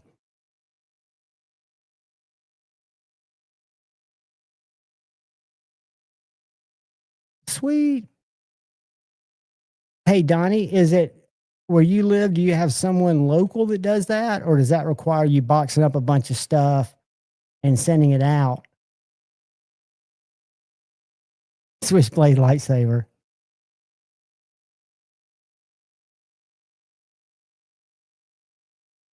We've got switchblade combs that look like they'd break on the first pass that are like $18, and people buy them by the droves.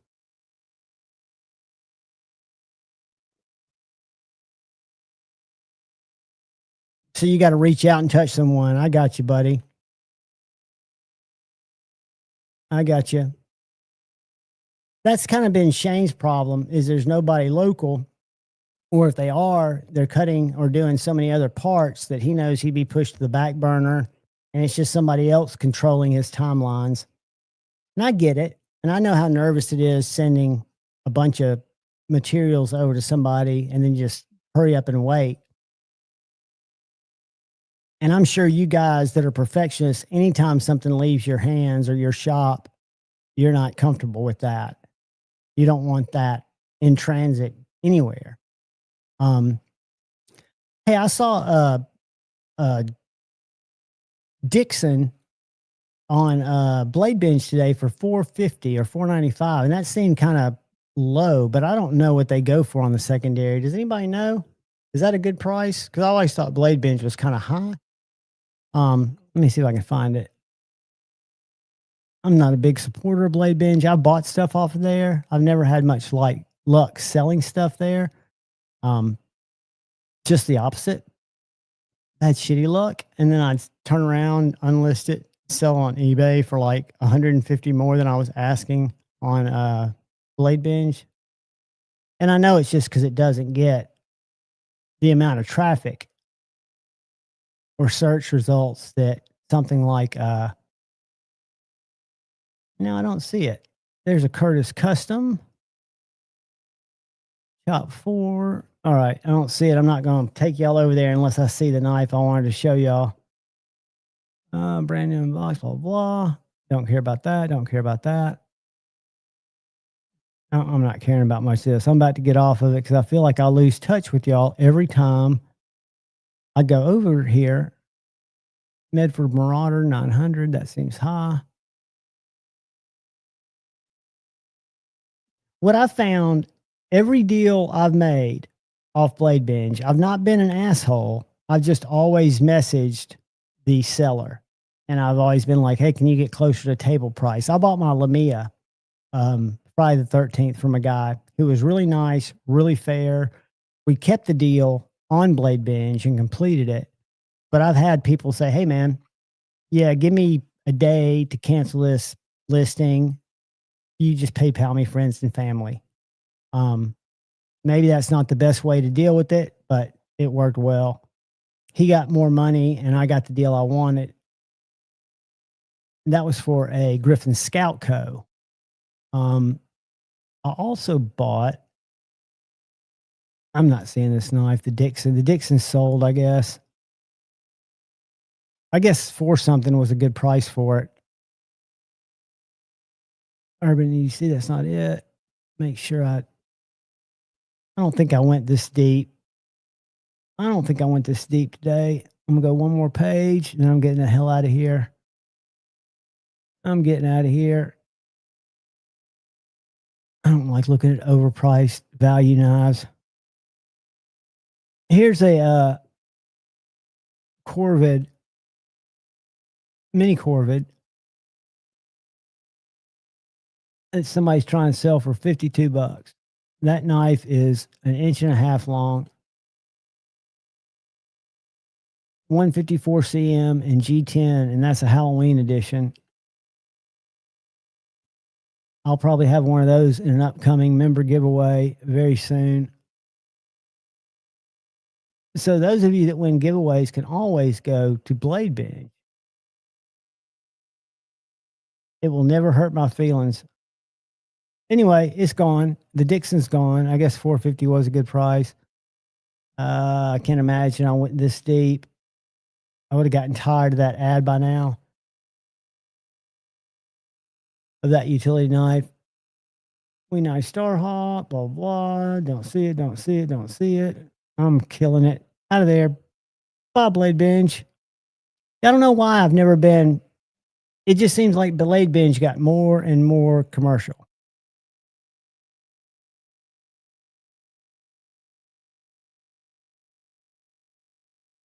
Do it, Bubba. Hey, if you do it on Instagram, tag me in it. I'll share that shit. Always send me your posts on Instagram and I'll share them too. I've learned, guys, it's one of those things that took me a while, but Instagram, I'm not growing like I was growing before, but I've started every time I post something. What's up, buddy? How we doing, man? Going good. Every time I post something, I invite the knife company, the person who's selling the knife, whatever. I invite everybody attached to it to collaborate. And if any of them accept it, it opens it up to all their followers. So even though most of our posts don't get seen outside of our follower group, if you're a maker, post and tag other people. Or if you've got friends, send them your post and they'll share it, because we all need to work together to kind of get away from what I consider, censorship. Is that the right word? YouTube's terms of service. Kyle, my nimble or my neutron came out as good as any I've sharpened. Good. I did it at 19.5.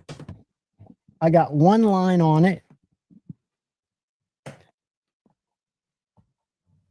I've gotten to where I don't care about lines, but I want them to go away completely.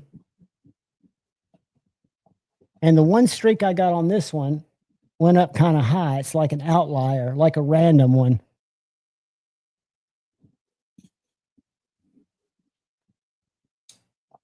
But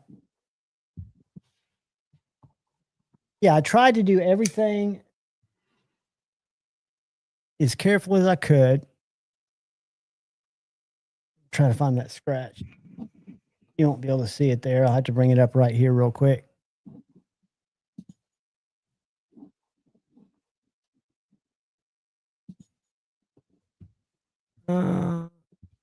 Can't really see it, but I've got one little scratch. Instead of having swirlies everywhere, I've got one about right here. Check this out. Nice.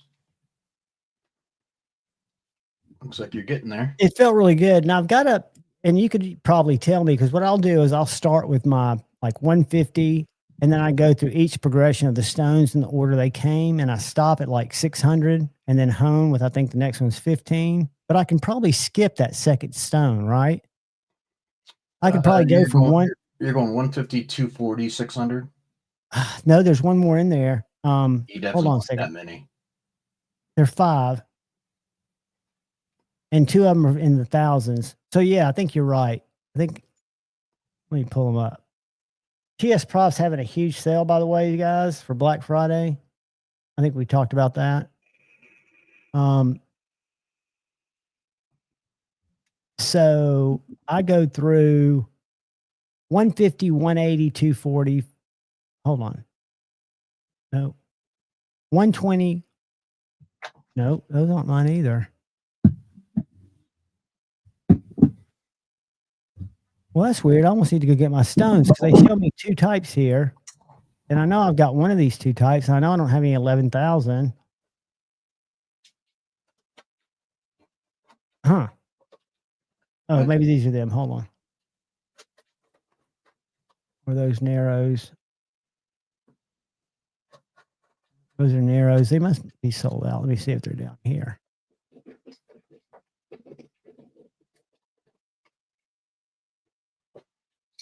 Keep the people company for just a second. Let me go grab these.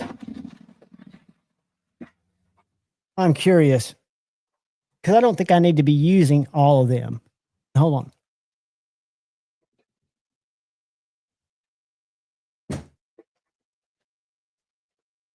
No, you definitely don't. What's up, guys? Sorry, I'm opening a package. I'm just trying to figure out what the heck I got here. Oh, that's what these are. These are the fret sheath. So I got those, John. What's that? I got those fret sheaths. Oh, really? Yep. I've got a 100 that I always use. Then I go to a 150. Yeah, you Which I don't probably don't need to go to, right? Nope. Then a 240. So can I go from the 100 to the 240? Yep. All right. And then And 240 then- to 600. And then I go to 600. That's my next one. Yep. And then 1500. Do I hone with that or hone Yeah. with the 6? You can do either. It depends on the steel, but you could do. I mean, general rule of thumb, you could do either. So I could get by with those 3 stones. Just take out the 150 for my Correct. basic sharpening. Correct. Very good. Thank you, brother. Not a problem. What's up, all 6 caps? Hey, now.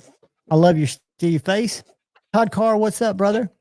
And Kyle, I should have told you this. You've got a package coming. Oh, I do? Another one? Well, this one's for brother Todd. Oh, okay. Well, then.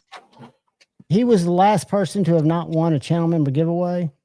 And he said, just send it to you. I would have done the proxy for him, but I'm afraid I'd fuck it up.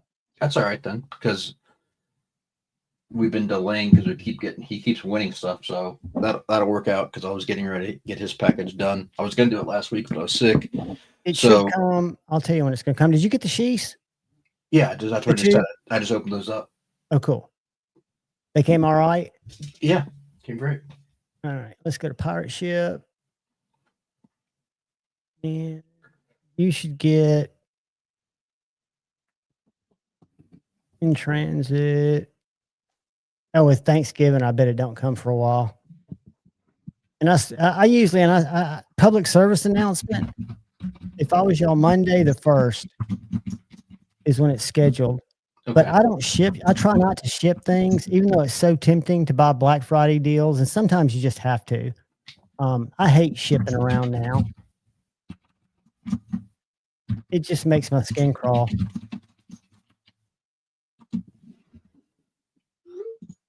Yeah, it can be very, very questionable this time. You got them both done, buddy? I've been trying to get in touch with you. Come on up. You got a link. I've been staying off socials for like the last week or so. That's a great detox, isn't it? Yeah, I just feel like I'm missing everything, but it's okay. You're not missing anything. Oh, I know. That is great. That is great, Shane. I'd love to get you up to Huntsville one day. Maybe Friday if you're around. I know they're closed Thursday. They're open tomorrow. I'd meet you up there tomorrow. I was just showing them a business card they did for me. And you should see some of the Maker's Mark Tate's been putting on his knives. He puts Estes on them and the blade steel. Shane, I don't know if you heard me say earlier, but on a pyrite, which is a button lock, he was able to get a very clear image in that button, which is smaller than this button. That laser is the shit. I think it's going to make your life very, very easy. Yeah, it just has to figure out logistics because that's just one more step as far as cost of traveling to get it done and that kind of stuff. I was thinking because we're so close, depending on how many we did at a time, if I could get them from him, get them done, and send them to you without shipping them. Because, like Shane said, the shipment he was going to send me, it's less expensive for him to bring me. And UPS just went, or USPS just went up again. I just don't trust them. We've talked about. I know they're eventually going to lose a bunch of our shit. It's just a numbers game. It's not if, it's when. Even today, or I mean, even now on Pirate Ship, the small flat rate just went up again. It's $9.95. Yeah, that's crazy. Hey, I got a weird message back from my buddies at TRM. Hang on, before you get into that, what is this thing? Why is there a second screen on the left? I should hide this because we should be only in vertical. And now StreamYard has, I could have gone vertical or both or horizontal, but I'm doing verticals on Tuesday. Oh, okay. So I can hide the preview of the vertical if I want to. Yeah, you just click hide preview and then you're just looking at the good deal. And the reason I didn't do the Mars, what they suggest every time you log in, is because it splits the chat between two streams. Nice. But yeah, and last time I couldn't do that because you couldn't hide that vertical stream. It just shows you what you look like. So if I want to go in here and change this around, make us up and down, I can do that. All right. So what were you were going on about TRM? Oh, they just emailed me back. They said, yeah, you ought to reach out to Halpern. They make those. I was like, I know. I was hoping you could reach out for them. Aren't they like next door? Do I need to email Marianne? You're the same effing people. What? You're the same effing people. They're not. Though you think about it, they're really not. The TRM people are up to their necks, and they probably rarely go over to the Halpern building. Okay, the same owners, I should say. Oh yeah, and that's who I'm going to email next. Because she's so sweet. If you've ever met Marianne Halpern, she is an absolute wonderful human being, dog lover, good person, and she could probably have somebody with a phone call run the set over. Okay. I'm working it. I was surprised because I said, imagine the surprise when it led me to you. And she's like, this is Halpern. I was like, yeah, but it's you. It's right. Lee. It's Lee. And is it Lee or Les? I think it's Les Halpern. Or is it Lee Halpern and Marianne? Anyway. I don't know his name. I just know it was Marianne. Wow, Rob. Did you reach out for support from your partners? I don't do, I probably should, but I don't do milestones. I never have because I felt it's just a personal weird thing I do. It's not because I'm greedy. I promise you that. That's nice of you, Rob. At least you're going that route versus begging your subscribers to send stuff in to give away. But I think it's a good time to reach out to your strategic partners, your knife companies, and say, hey, I'm about to reach a milestone. I'm about to get some giveaways together. Is there anything you'd like to contribute? There's nothing wrong with that. I think a lot of them used to do that, but unfortunately now that there's so many new channels popping up that they get hit up so much. Yeah, they rarely do. But you gotta, and I haven't figured it out yet because some companies are. Are you serious, Cliff? What'd I miss? That's funny. Sorry. Oh no! I wonder why he peaced out. We were sitting here talking and he left. Oh well. Also, I showed up too. So. Yeah, Rob, I use Pirate Ship and I hate to look at it. Oh, I can't imagine. Wow. That's another reason I don't do pass arounds. A, I don't want to keep up with them. B, I don't want to ship them.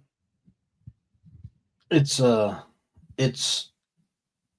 nervy when you send out a box that goes over the limit because the Pirate Ship's max is 5K.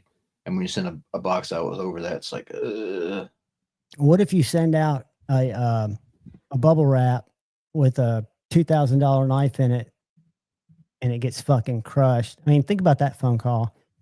That was I know, but in all truth, that was just I dumb. don't ship nice knives and bubble wrap, but he's the one that he shipped me over the years, probably 10 or 11 things like that. I've never had an issue. The boxes don't even come crushed because he folds them up.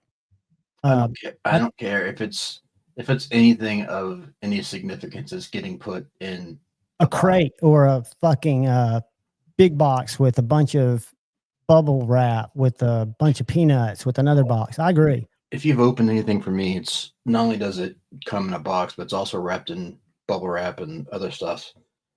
Oh, speaking of shipping, I got another a box in the end of last week, and I quickly reached out and asked if the whole state of Alabama was out of packing material.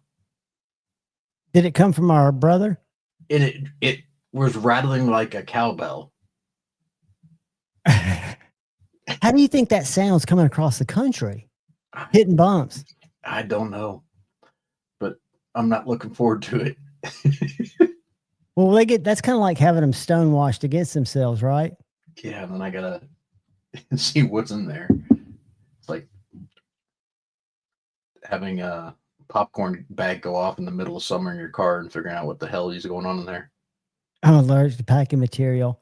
I'm going to show y'all something that came in, and I brought it home because I found it so impressive. Shane, it's not latex packing material. You can't use that excuse.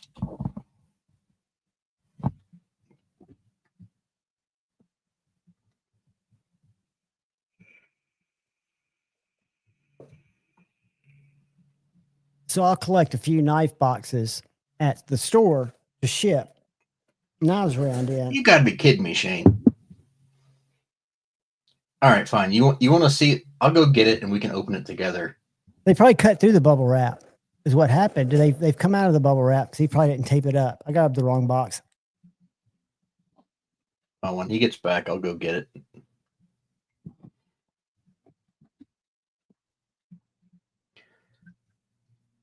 We can open it together, Shane.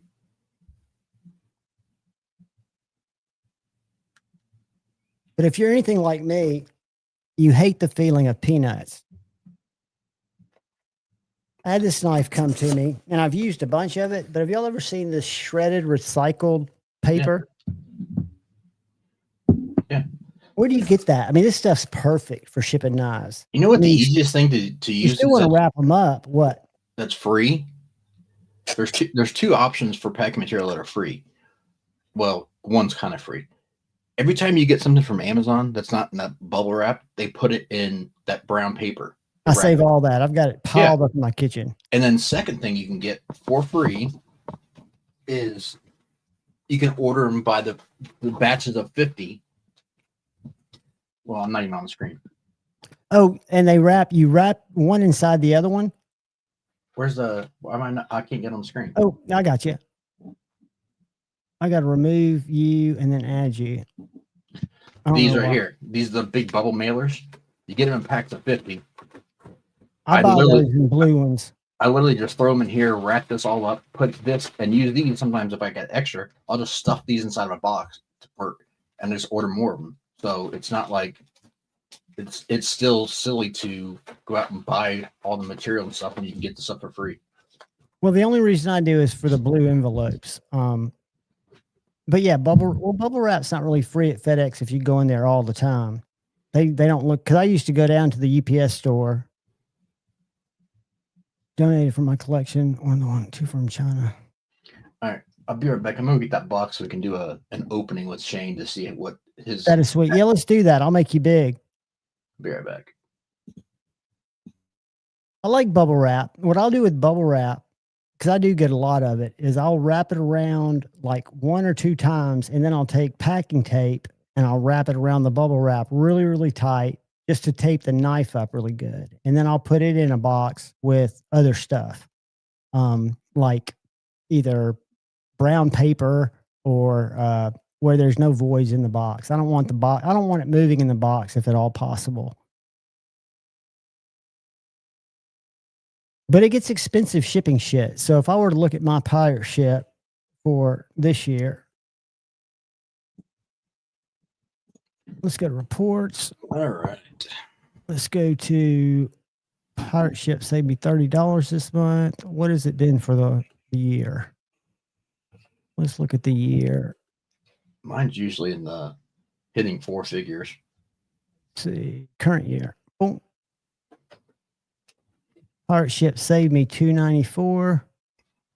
Cost me less than $1,000.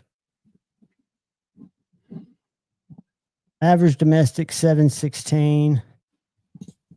96 total shipments. That's not bad. Shows you where everything went. It's got a cool reporting section. I'm in the fucking rabbit hole. I'm gonna get out of here. Yikes. Too much information. Did you find your box? Hey, Crispy. Yeah. Let me 1 second. Todd, did they not bring them to y'all in drones? Or is that all AI that we see? Are they really delivering those somewhere in drones? I'll tell you what's really cool. I've got to take something back for the store, but I used to have the postman pick up my Amazon returns, but you can choose an option, drop it off at your Whole Foods.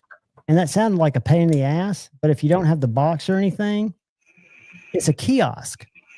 You say, I'm going to drop it off the Whole Foods, and it downloads this QR code to your phone. You walk in to the, it's right by the door. You walk into the Whole Foods. There's this little kiosk there. You put your phone in this little thing that scans it, and it shits out like 3 stickers. And then you grab a bag. You don't have to have the box. You don't even have to have the box the shit came in. You grab this bag off the wall. You throw the shit in there. You seal it with like a sticky thing, like on those envelopes. And then you stick a couple of those stickers on it and drop it in the little like library return slot or a mail slot where you can't reach your hand down in there. Once it drops in there, your money is in your account. I love it. And I don't like, it's out of the way for me to drive by there, but it's just such a cool system. You know what's crazy, Rob? So like I was reading this right here. I have access to a national UPS account that is from a Fortune 100 company, and pirate ship is cheaper than they can get rates for. Well, think about it.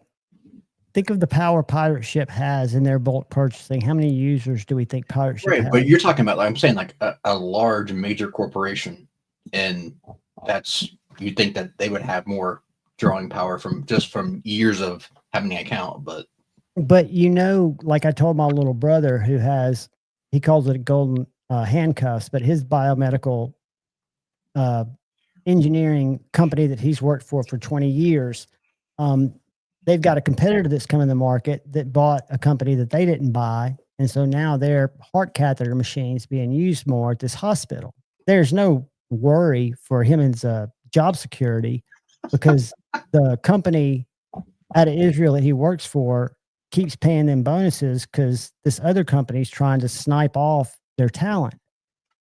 Fred says, my brother, they've come to him several times, like, bro, you cannot look out for the company that you've been with, you know, because they're throwing crazy money at it. And he's like, well, I'm at top tier technician income. So for me, it's not a huge increase. Plus I've got a pension. They're one of the few companies that have a full pension. He says they call it golden handcuffs between them. FedEx. Let me make you big. Let me make you big. Hold on. I am not going to shake this. I'm literally going to turn it upside. Well, there's nothing sticking out of it. No, that's a good sign, but watch this.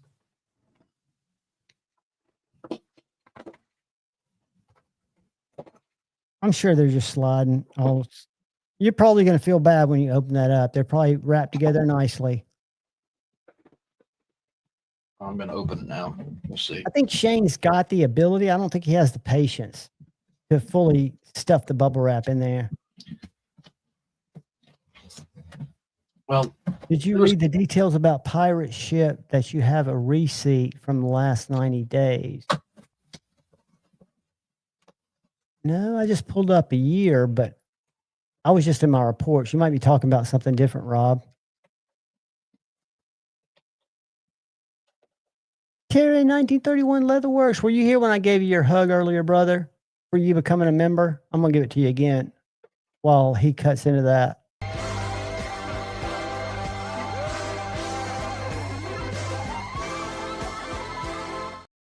I think you got in early and then left. Quick public service announcement while you do that.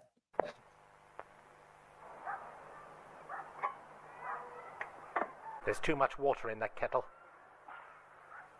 And now the lid's on crooked. And that means disaster for this lady. Because she is on a boat. Don't boil a kettle on a boat. You're back. Don't boil a kettle on a boat, people. I guess that's considered bubble wrap. Was that on round one knife? That's around one of them. Hey, look, I think he gets a small little miniature hand clap for that one.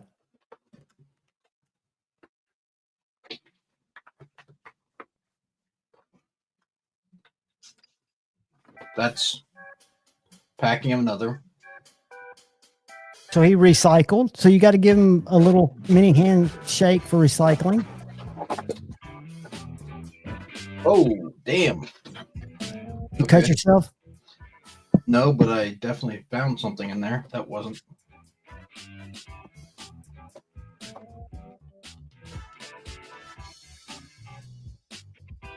This is entertaining. Holy shit, Shane, that's thin. You're impressed. I can tell by your silence. I'm here. No, I said you're impressed. I can tell by your silence. Whatever you're looking at has you show it. Well, it needs to be cleaned up, but just there's a paring knife, but that tells you how thin it is. Or it's a small. That's his top spine? Yeah. Oh, wow. Very nice. Very nice.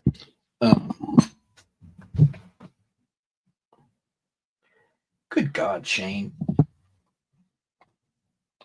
I need to clean those. It was flipping and flopping around. I heard flipping and I heard flopping. Todd, if it was, I wouldn't show you, buddy. But Shane's demonstrating his heat treat resiliency when he ships them like that. That's testing. Kind of like a Nissan truck. They close the door 18,000 times so you don't have to. Shane ships his shit across the country, tumbling it. Kathleen Smith, welcome, young lady. Hey, Kathleen, how are you? That's a 90 CV paring knife or 90 S90V paring knife. Be careful. I know.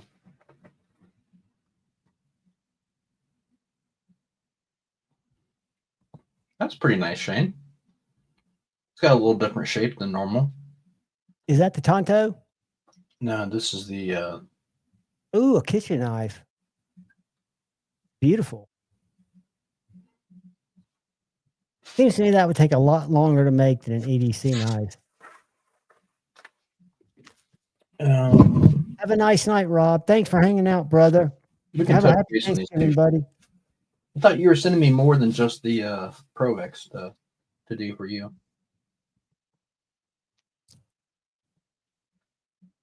For personal. That's cool. That turned out pretty nice. Shane, am I allowed to show the one for the other Friday night streamer? Oh, I heard the one that he redid. Yeah. I'm proud of that. And he probably forgot. Did you hear his question about showing the other knife, Shane? Just a no or a yes or a Y or an N.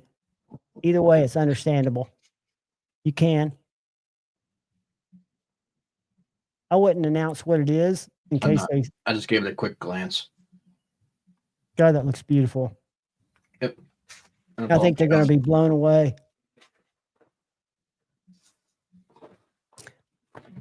And that's a guy I really like. The guy. Oh, you sent me two of your own. Okay, now I understand what this. Oh yeah, I know what you're saying. Remember the fixed blade? That makes sense. What you're talking about with the butt. Wow.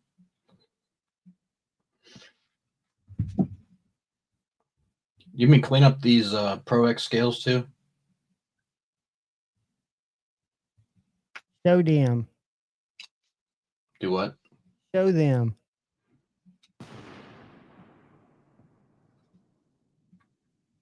What in the world? Is that a Gerber? Yeah. Flat iron? Yep. Dude, that's a Pro X scale. Yeah. Shane, you should be proud of everything you touch, buddy.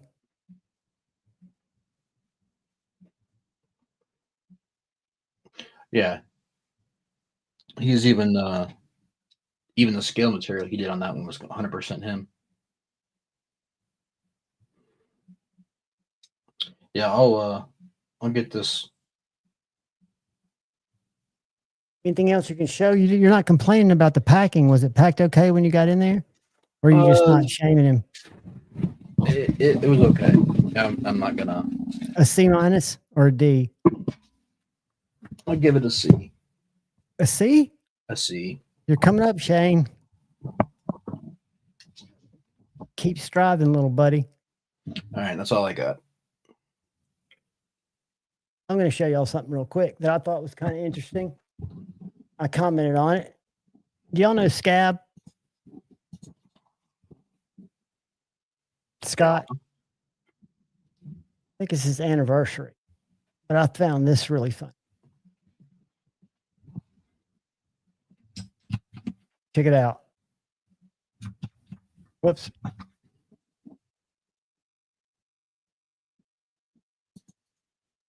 Oop, sorry. He looks like Shane there.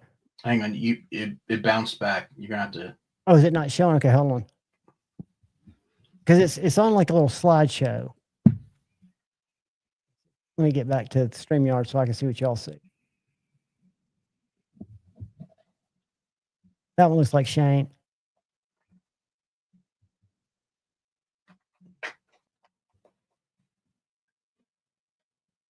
I thought that was pretty cool.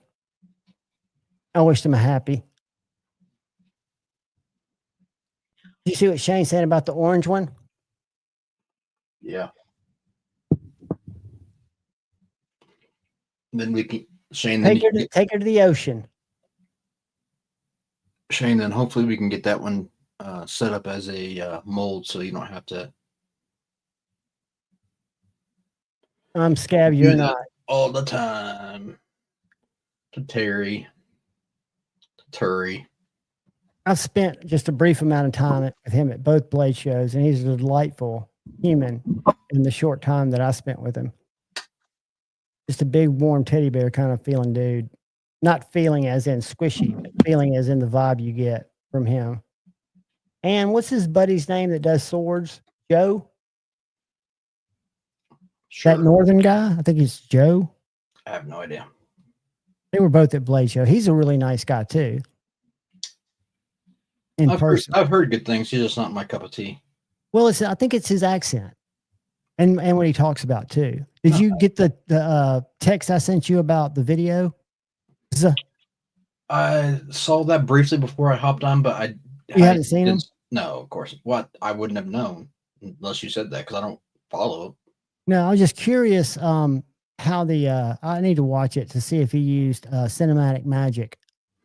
Well, I'm also because I have a hard time getting a sharpening video without editing on, ideally I would get my main edge off camera and come back and, kind of fake it. I mean, Nothing wrong with that. No, I mean, it's not bad. You can do one live. I mean, hell. Donnie B all day. It wasn't him, Brashear Bear. It was the other guy that they all three ran with. This guy had 2 samurai swords as his logo, I believe. Oh, Joe, I want to say. I think you're right. It was like They New used to do a York. He was lot like a New together. York Samurai guy. Bird. No, I don't think it was Samurai No. Bird. It was a guy from, I think he's from New York or whatever. New York. Yeah, he's got a very much a northern accent. Yeah. Not Joe Steele. But he and Scab are really, really tight. Joe. I think it's Joe. Todd Carr. I just don't know his channel's name. Yep, Joe. Shane knows because he's in all caps. Maybe it is Joe Steele. I'm not good with last names. He had like a really long screen name. I can't remember. It was like 4 or 5 words. It was all not a very good logo or moniker. But when I switched my YouTube channel email from Knives Live 2021 to Javon's Knife Flicks, I thought it would be just the easiest thing. Dude, that's the longest email to type. Oh my God. yeah, I did not plan that right. yeah, that makes it difficult. The easier it can be, the better. Right. But you always think, maybe if I just did Javon at. But I don't know if that was taken or not. Go to the live streams. I'm just going to tell you what this guy's name is because it's driving me nuts. Blade Talk with Scab and Joe.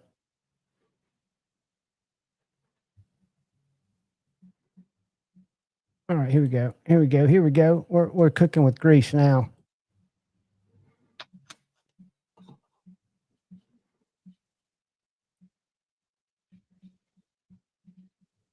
What's going on? Speaking of Joe, I haven't seen Isabella. Is he around tonight? I haven't seen Isabella yet tonight.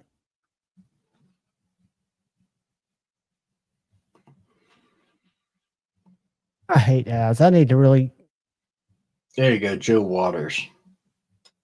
But what's this channel name? Let's see if it shows it on this right here. He's got Jack Billings talking shit about shed knives. I'm not a fan. Of what? Jack? Shed knives. Jack's okay. He's a little bit he doesn't seem humble in his planned content. He seems very gung-ho. The steel mindset. That's changed then because it was different before. The guy was different, or his channel? No, it was a much longer name before than that. Let's see if he's in the description. Hold on. Maybe that's just.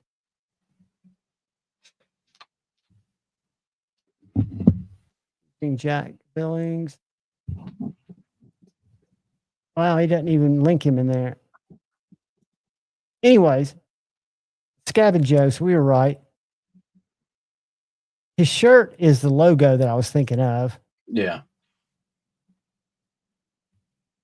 What's so funny about Scab is he's hacking shit up all the time, and then he's reviewing Rosecraft blades. Yeah.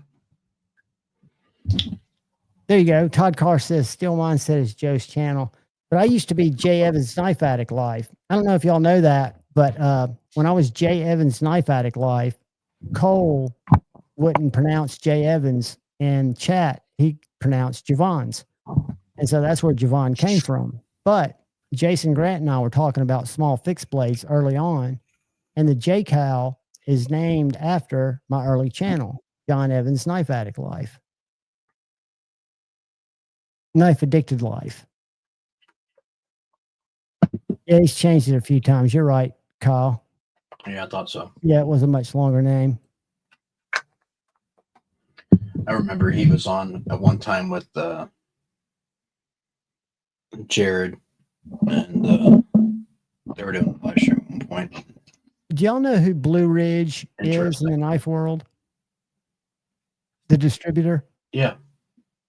We've got a catalog that I was looking through yesterday that took me about an hour and a half just to flip through it. I'm guessing it's 8 inches thick. They carry everything. Everything. So like if you're not, I think we deal with Spyderco, Microtech, ProTech, and Benchmade, but you can get anything from these guys. Right. So here's another side quest piece off of that. So think about this. If you're sending it to a wholesaler, they're buying it cheaper than a dealer direct would because they're making their percentage as well too. Because they're having to buy, I think, a huge volume. Oh, probably. Yeah. I mean, they get they get discount for volume, but because that way they don't have to worry about shipping and distributing across the country from the manufacturer. But the difference in price is pretty substantial versus, yes, Shane, there's two in that envelope. Those are for your 2 sheets. That's what I assume so. And then just I need to know where they're going when I'm done. That's all. I think one's Cheetos. I know one is Cheeto for sure, but I didn't know what the second one was. Go ahead, buddy. I didn't mean to interrupt you. No, it just meant so that way then the manufacturer has to sell even much lower because they have to account for the wholesaler buying in bulk to get that rate, because the wholesaler is going to want to make money to the dealer, and the dealer's not going to want to pay more than what they could get directly from the manufacturer. So there's a whole ecosystem. Be shady. Okay, thank you. And the big dealers that have the margins have a huge advantage because, for example, TKL, our company had wanted to bring them in, and I talked to Suzanne, and they're not even in a position now to offer a dealer program. TRM, they could, but they don't want to. Well, I don't think they've got the margin, dude. I mean, 30% is the magic number to get in a brick and mortar. 30%. TRM could go 20. That's why they're on some online stores. I think they've got a little different. All right, they're not having to, put them in. Let me say this. I'm sorry. There's a difference between whether or not they're making 30% or whether they're willing to give up 30%. Well, no, there is a difference because in some cases you can make. We made. Our last year at Helmstown, before we closed it, we made $4.2 million. And I think it cost us about $4.2 million. We did not run it right. It got too big. But just because somebody's making margins we don't understand does not mean that their business can absorb and continue to run with certain you're looking at like a general ledger when it comes to that. Your margins are your margins. That's your net regardless. So if your net, your costs come out, your strategic partner, whatever you're paying those people where you're not making stuff, you've got to put all those on your spreadsheet to figure out what your knives are costing. Correct. I mean, if you're looking like an EBITDA or something like that, you're going to in your general ledger, then you can tell where your excess spending goes. But then you're looking at a gross versus revenue versus expenses. That's just telling you the overall picture. It's not telling you your margins. So but we looking at cost of goods sold. We can guesstimate the hard costs, but what's hard to guesstimate, where we as Helmstown failed in the woodworking business, were some of our non-hard costs. Well, they were hard costs, but they were costs that didn't bring value to the product. Chemical removal was a big one. I don't think they have that in their industry. I think they probably got that subbed out, but I'm sure it's absorbed in their price. I just don't know. I know that I've been lobbying for Michael Martin, and I've been lobbying for TRM real hard because I don't think you have to have more than 2 or 3 knives. But literally, it's hard to get 2 or 3 knives. We're about to get 2, or actually 6 freestanding little island type jewelry cabinets because we got room to set them between 2 big sets of cabinets to put more knives out. But man, that place there's not a place to put a knife. I don't know if I showed y'all this, Kyle, you were sick, but I opened the Microtex cabinet on Tuesday, and a Hellhound Gen 3 came tumbling out, and came so fast that I just stuck my foot out because I didn't want to break the tip off on the hardwood floor. That thing fucking jabbed right in my goddamn ankle. Let me find the picture. I don't want to see it. I didn't pull it back. But if you zoom on it, you can see where the cut is in the sock. Yeah, I'd let it break before I'd let it cut me. I would too, but what you don't realize is it's not a conscious thought. It's almost like a reaction. We got one of these on trade, and I think it uses a coil spring. I'm not taking it apart. You're not sharing anything, by the way. What? Thank you.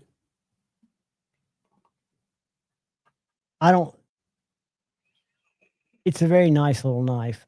I don't know if y'all have tried one. That's the mini Narrows. But I swear it's a coil spring, not an S spring. No, it's not a traditional like Omega spring. They're using like a I forget the name of what they're using.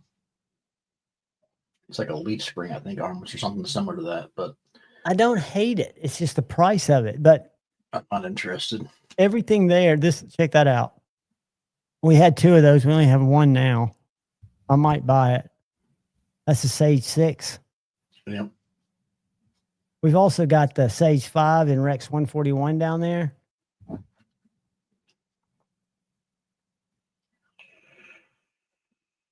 I got it. Yeah, so going back to the members game, there's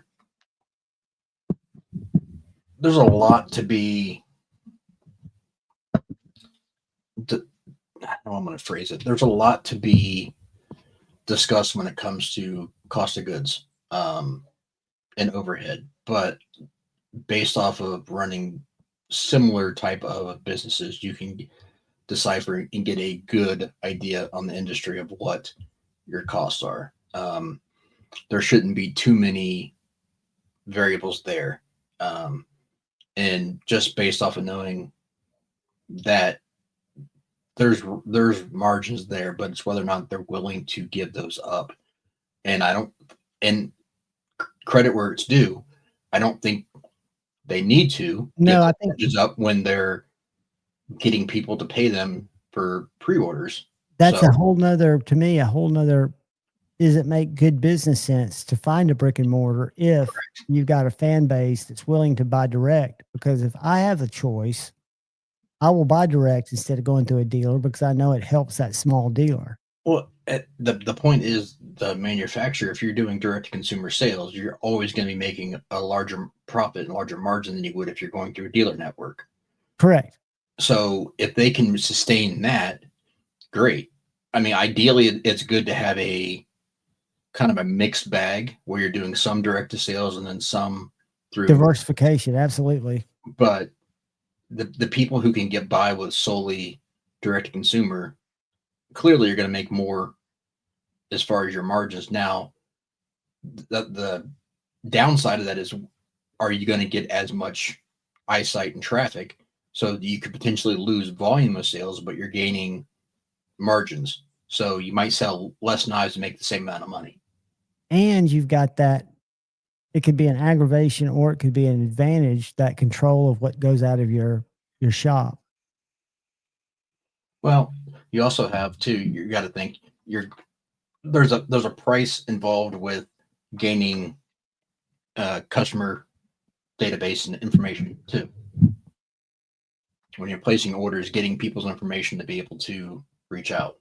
You're not going to get that through a dealer. No. You talking about manufacturer information? So yeah. So just for instance, say we're talking about TCO. So like if they're getting people to purchase their site direct consumer, they're going to be getting all that customer's information when they enter it and have it in their database so they can give out emails. They can newsletters. Correct. Versus if that customer goes to a dealer, they get none of that information. So there is a cost involved with that as well too. I didn't know that, Shane. I need to look at that torsion bar spring. I'll show you one that makes me scratch my head. Have y'all ever seen a lever action automatic? No, but I can kind of gather. I'm going to show it to you because I don't understand. These started around the 15th century. This is a recreation of one from over in Germany. But this lever here, can you see that? Barely. Well, this lever is attached to this spring on the show side. If you flip that lever up, it's basically in safety. But that spring, when you push that lever down, this spring depresses and releases the back spring. So when you close it, the back spring's all you feel, giving it resistance. But I don't know how this spring on the front functions in deploying it. somehow when you push this lever down, it pushes that spring down that actuates that main spring, which to me I think is cool. Yeah, I mean that seems like just a kind of generic physics way of looking at how to move, using a fulcrum and lever system to be able to move that out of the way to fire it, which is cool. I mean, I like that, but it's kind of, it sounds complex, but it's pretty rudimentary when it comes down to the basic mechanics. Yeah, it's this cool is the though. next generation here when they had just the button and the little safety. The same maker, but it's got a bolster lock.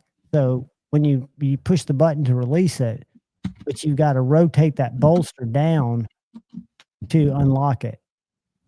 It's got kind of like that cold steel thing on top that big Esperada has on it.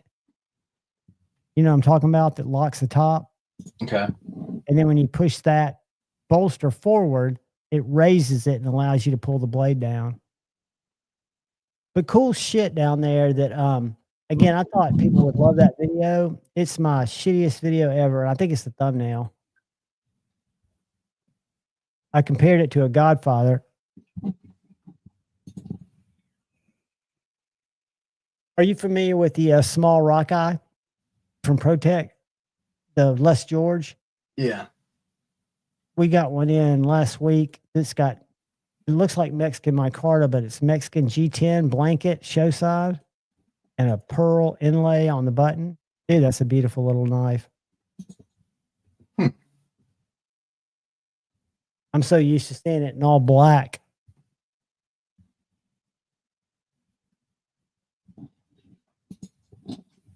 Yeah, I wish I understood more of the mechanics. I got a buddy of mine who bought a Kershaw live wire when he was up here from Knives and More before I ever worked there, and he's got an issue with it, and he's sending it back, and Tate's going to take it apart. I've never taken it apart and out the front, and never really wanted to. Oh, dude, Crispy, I hope you feel better, buddy. Sorry, Crispy. Hopefully they relax for you a little bit.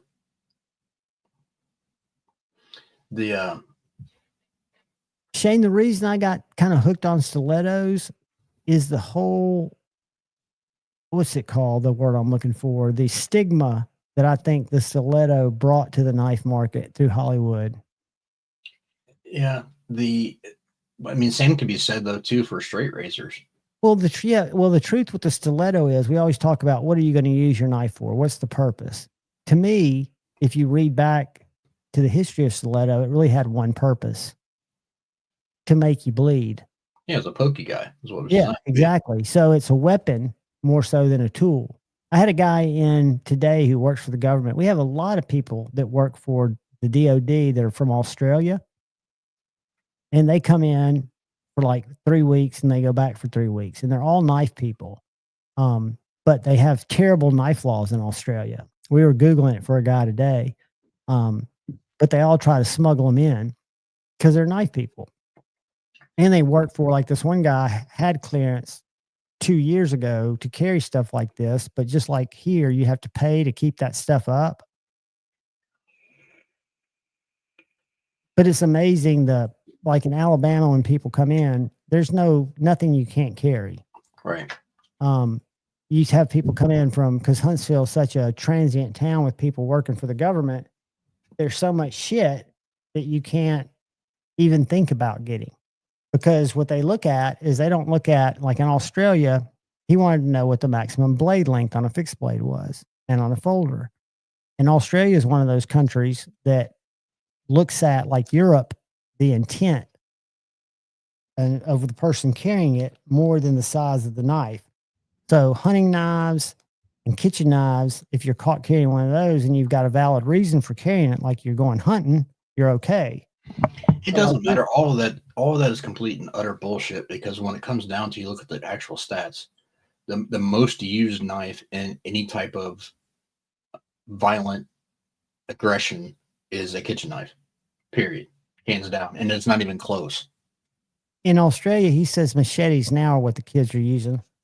I'm talking about not just like a gang, or I'm talking about across the entire Hey, Blind Fury. country, a kitchen knife is by far the most used weapon. Because it's an easy to get crime of passion type of knife. Correct. And it's not about using it as a weapon. It's about, oh, this is sharp and it's handy, it's close. I can deal with this. I don't have to go buy something and go look for it. It's right here. And it's in every single household. Ooh, Shane. Yeah, I don't stab much with folders. Well, that's the one thing too that we're talking about. Like, I'm not a big out the side person. Like, I don't really see a need for it. OTFs are okay. They're not my thing either, but they're fun to fidget with. But the problem with OTFs in most cases are the blade shapes. Or it's too narrow, too tall. And they're not designed to be like, okay, a lot of microtechs are daggers, right? A dagger is not meant to be a cutter. A dagger is meant to be a stabber. And that's right, not. It's got that high center of whatever you call it. Yeah. No matter what you do, it's not going to be super, super slicey because of the blade grind. And I'm not going to be stabbing something, like Shane said, I'm not going to be stabbing something with a rickety microtech. I'm sorry. Me neither. That's a horrible idea. I would much rather use a air pressure checker, a blunt object than a knife. So at that point, what's the point of the knife? And if it's not meant to cut and it's not meant to stab? No, it's meant to cut. It's meant to cut. Oh, you're talking about the microtech? Yeah. I'm saying using like a dagger like that. Oh, it's a what do they call that? Not a prestige. It's not a status. It's kind of like people buying Corvettes. A lot of the gun guys buy them. That guy I used to go shoot with, all he had was out the fronts till I got him into a couple of Benchmades. They just think that they've seen it on John Wick. It'll open a bag of chips. It'll do your Amazon packages, and they feel that they're cool. And like a lot of those guys, the gun guys that have them, and a lot of them have them and come in and buy them, can't even handle a regular knife.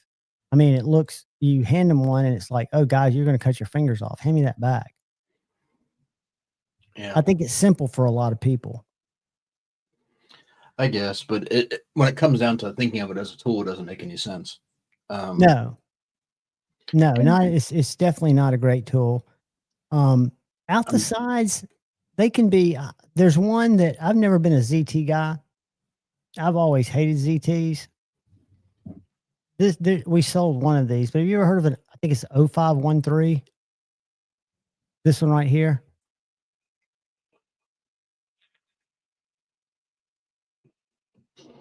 That is my Micarta show side, aluminum on the back, crew wear blade, super thin blade, and just a wonderful knife. 0512. Oh, that's the newer one, right? Yes, brand new. This year. Yeah.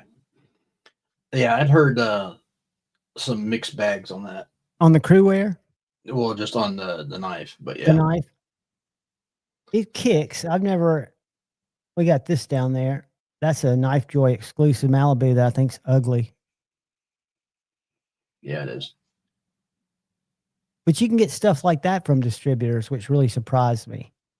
I thought Knife Joy exclusives. Here's that Les George. Yeah, that's hideous too. See, I like hideous stuff. I like hideous things, but to me that it's like hideous but boring. Like it just. I'm going to show you the most hideous and boring, and we've got one down there, but I haven't taken a picture of it. Have you seen the Benchmade Freak and PP? No. In the Rock Ultim? Ugh. Benchmade Mini Freak. Well, you also lost me at Benchmade, but yeah. The the way we sell them, I think you get 14% off, and this is what anybody can sell them for: 14% off, and they pay tax, so it comes out to be like a 24% discount. Brings them down. You guys have 10% sales tax there? 8.75, I think. Wow. thought ours was bad. We're 7.5. Well, was it not searching, bitch? Now, is that 14% off of MSRP? Now, yes. It brings it down to, and it'll match anybody's. I have guys come in there, and these are like people that work for the utility company, and they'll buy like 4 for gifts. I mean, people love Benchmades there. Benchmade is like, it's got a totally different aura around towns where they sell them. Todd, that's not surprising. That you still have the queen on your money.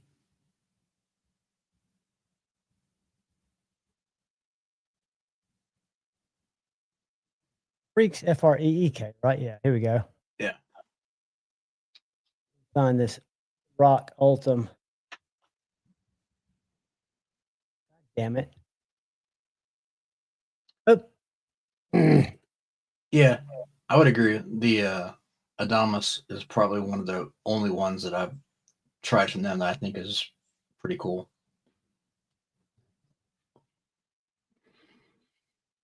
I don't see the Ultim. Let's go Ultim. Yeah. Shane, you get 50% off, I think, isn't it? For X amount. You only have so many you can buy in a 12-month period, but you can get. I'll show you a Benchmade I love, and AWT has scales for it now.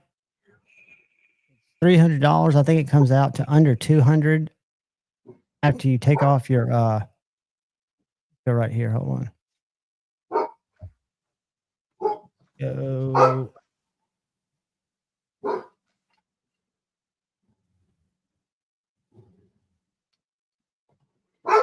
That's the S90V. This is the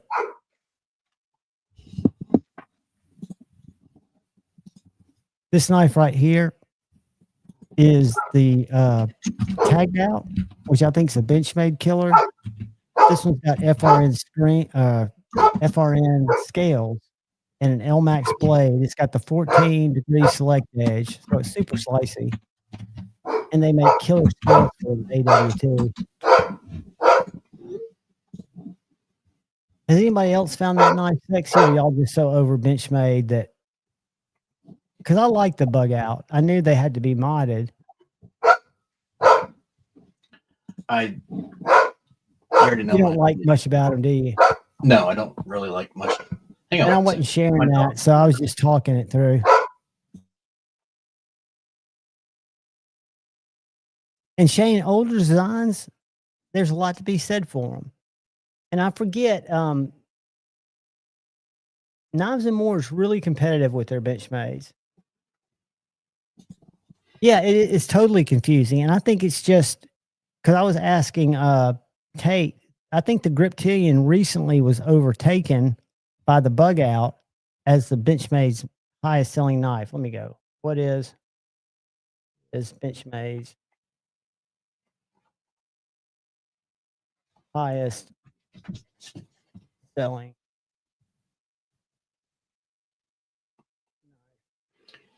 Yeah, for me, it's not like I don't hate the company. They're not for me. I don't care for them. So therefore, I don't look at really any of their designs and think, oh, that's cool. Like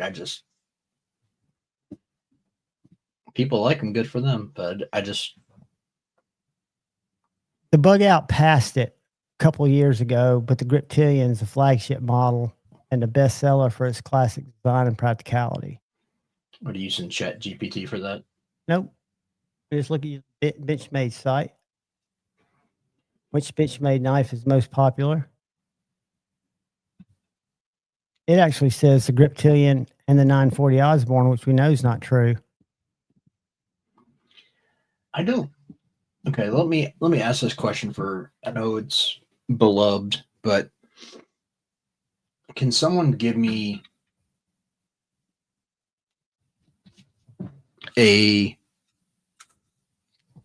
I don't want to phrase it. Who is a 940 designed for as far as like it's so beloved, but there are quite a few negatives with the knife. So very much so. It was designed, as a ranch tool. It was designed by Mel Pardue. No, it wasn't either. Hold on. Dan Osborne. By Osborne, right? Yeah. No, I know the backstory, but I'm saying for like the end consumer, what is the draw to it? Not from a design perspective. I think it's look. I think it was my first grill, buddy, I had to get the green aluminum, and it took me forever to want to spend that much on a knife. And it's not a good cutter. It's got a great action, and I just love the look. I like the one with the drop point blade better. I forget which one that was. But to me, it's all aesthetics. And it's not slicey, but it cuts things I need to cut. But I don't know why it's so popular, unless it's just kind of a classic design that's been around for a long time and people have seen it so much. This one's really nice. Let me share this one. This is a burnt orange and Magna Cut with an acid washed Magna Cut.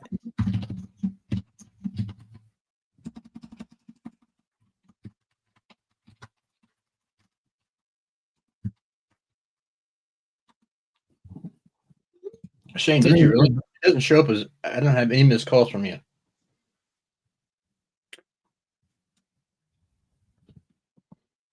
Okay, so the reason why I'm asking is just because it never appealed to me as far as action wise. Secondly, as a looking at did you have the aluminum or did you have a G10? I never have owned one, but I've held tons of them.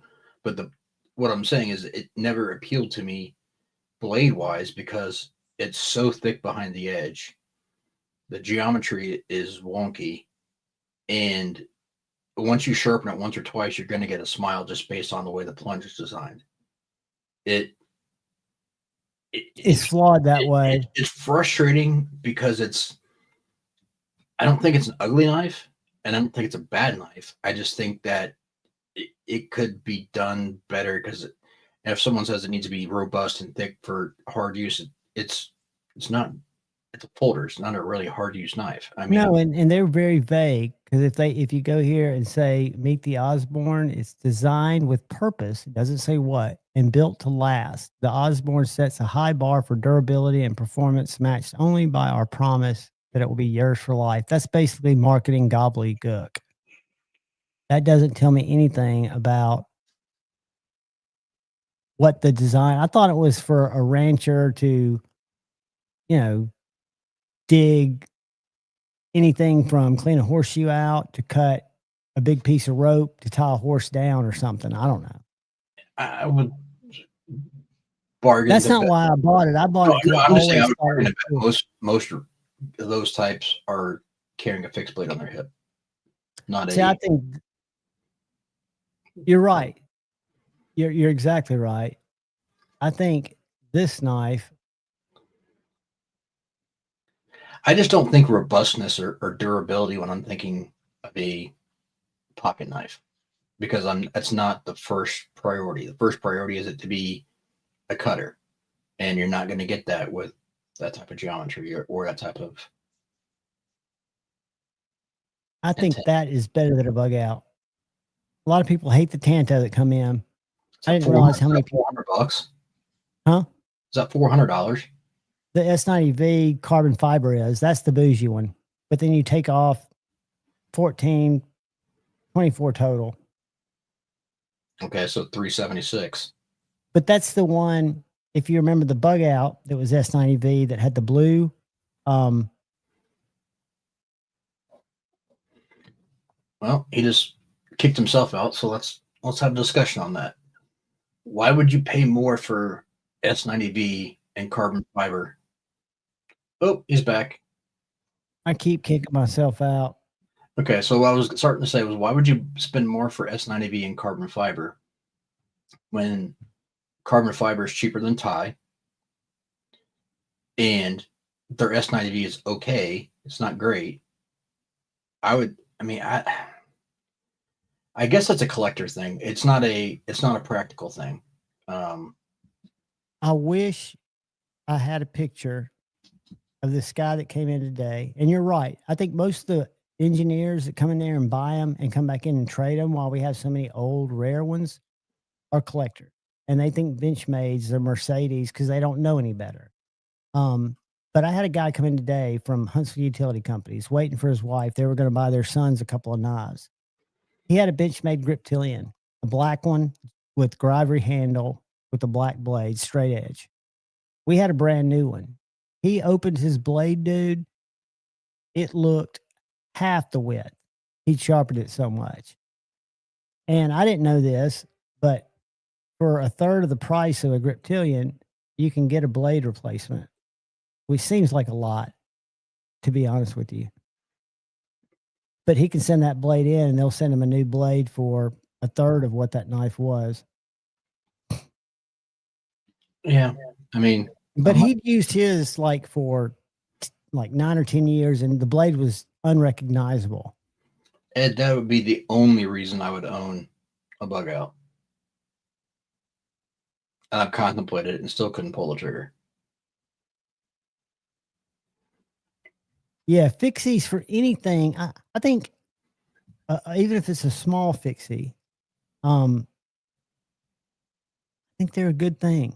And I would have never looked at them before 2 years ago. I'm going to show you all this secret one again. Have I shown you this, Kyle? I can't show it till December 1st. Nope, but I know what it is.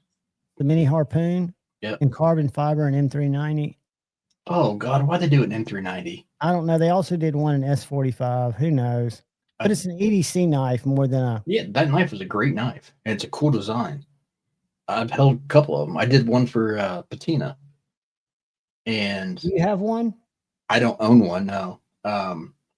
He had the... What was the early on, the limited edition? Was it 10V or 3V? I can't remember. 3V.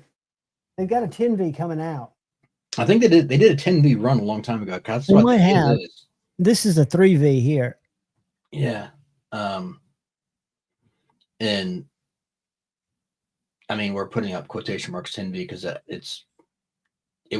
didn't test very well, but it was it's a cool design, and I dig that, and I'm glad that is that to me that's like a perfect pocket EDC fixie.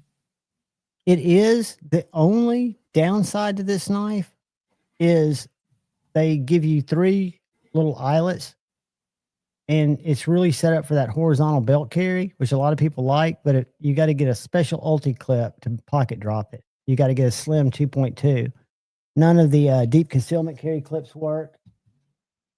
A lot of makers don't think about that, though. It's big production companies. I just get another sheath made for it. Be done with it. The 02, is that the Warncliffe? And that's 03.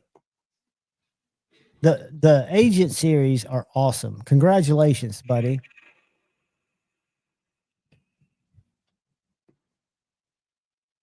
Yeah, drill some holes. That's true. That or just have a sheath custom made the way you want it. Well, and that's the other, I think, biggest failure in a long time, because I think the best Benchmade I've ever experienced is this right here. Wait, let me ask you a question. Will a DCC clip fit on the top, the very top eyelet?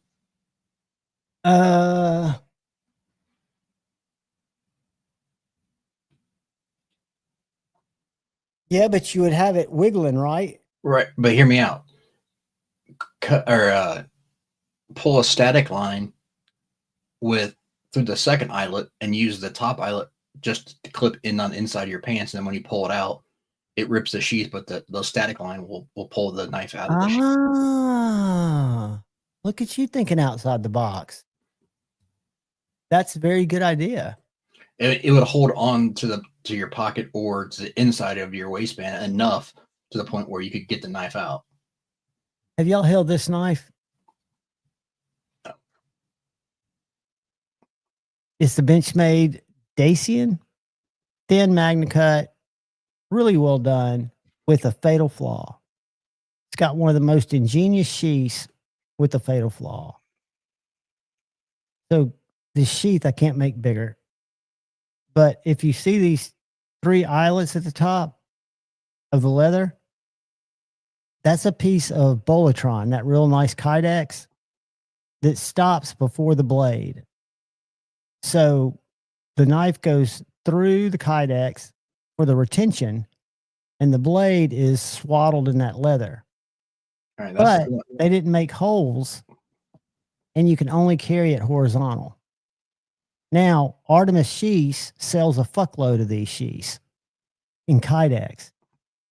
But to take the time to make a knife that, to me, is so revolutionary, this was their second generation sheath because they were getting complaints of the first one scratching the knives. So they got rid of all the Kydex except right here. That's a good no other way to mount it. I think that's a shame. Is that the one that Ryan bought? Might be. He bought one that had a half Kydex, half leather. Yep. Maybe it was a different one. I think he did get one of those. No, his was a different name. It wasn't that name. It was a newer one. Oh, what the hell was the name of that thing? K Mason, what's up, brother? What's up, K Mason? Long time no see. Long time no see, my friend. It was a what is that new Benchmade that came out with that same like hybrid sheath? It was inexpensive too. It was like under $200 or something. Not the Hidden Canyon, because I don't think it has. They're all like plastic, even more so than Kydex. Because I've been taking a lot of pictures of those lately, or videos, and the sheaths suck on most of them, especially the Water Series. They've got a great little short Water Series knife that has a really squishy handle, but the sheath's just jacked up.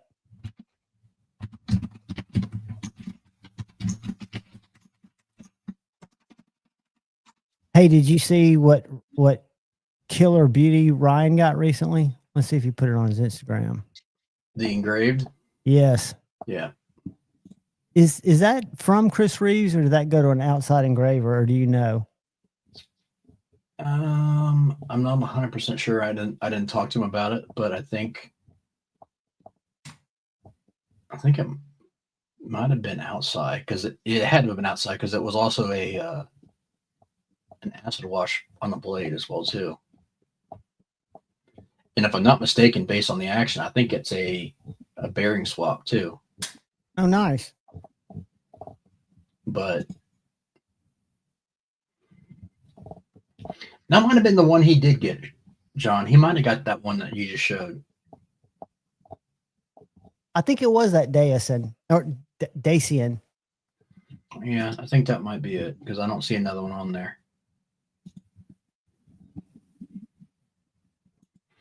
But the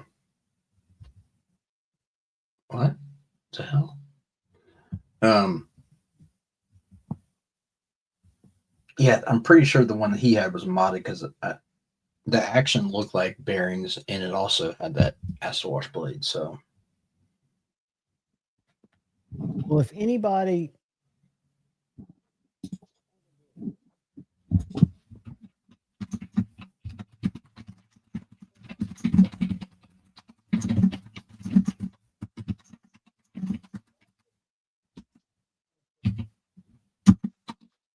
What?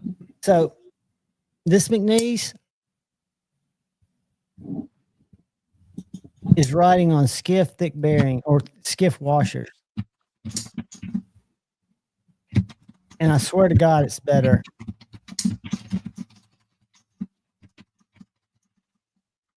Just a controlled drop.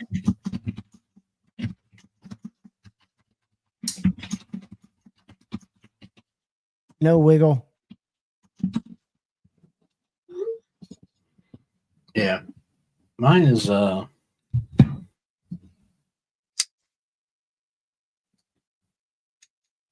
mine's pretty smooth. I got washers, bearings. Bearings.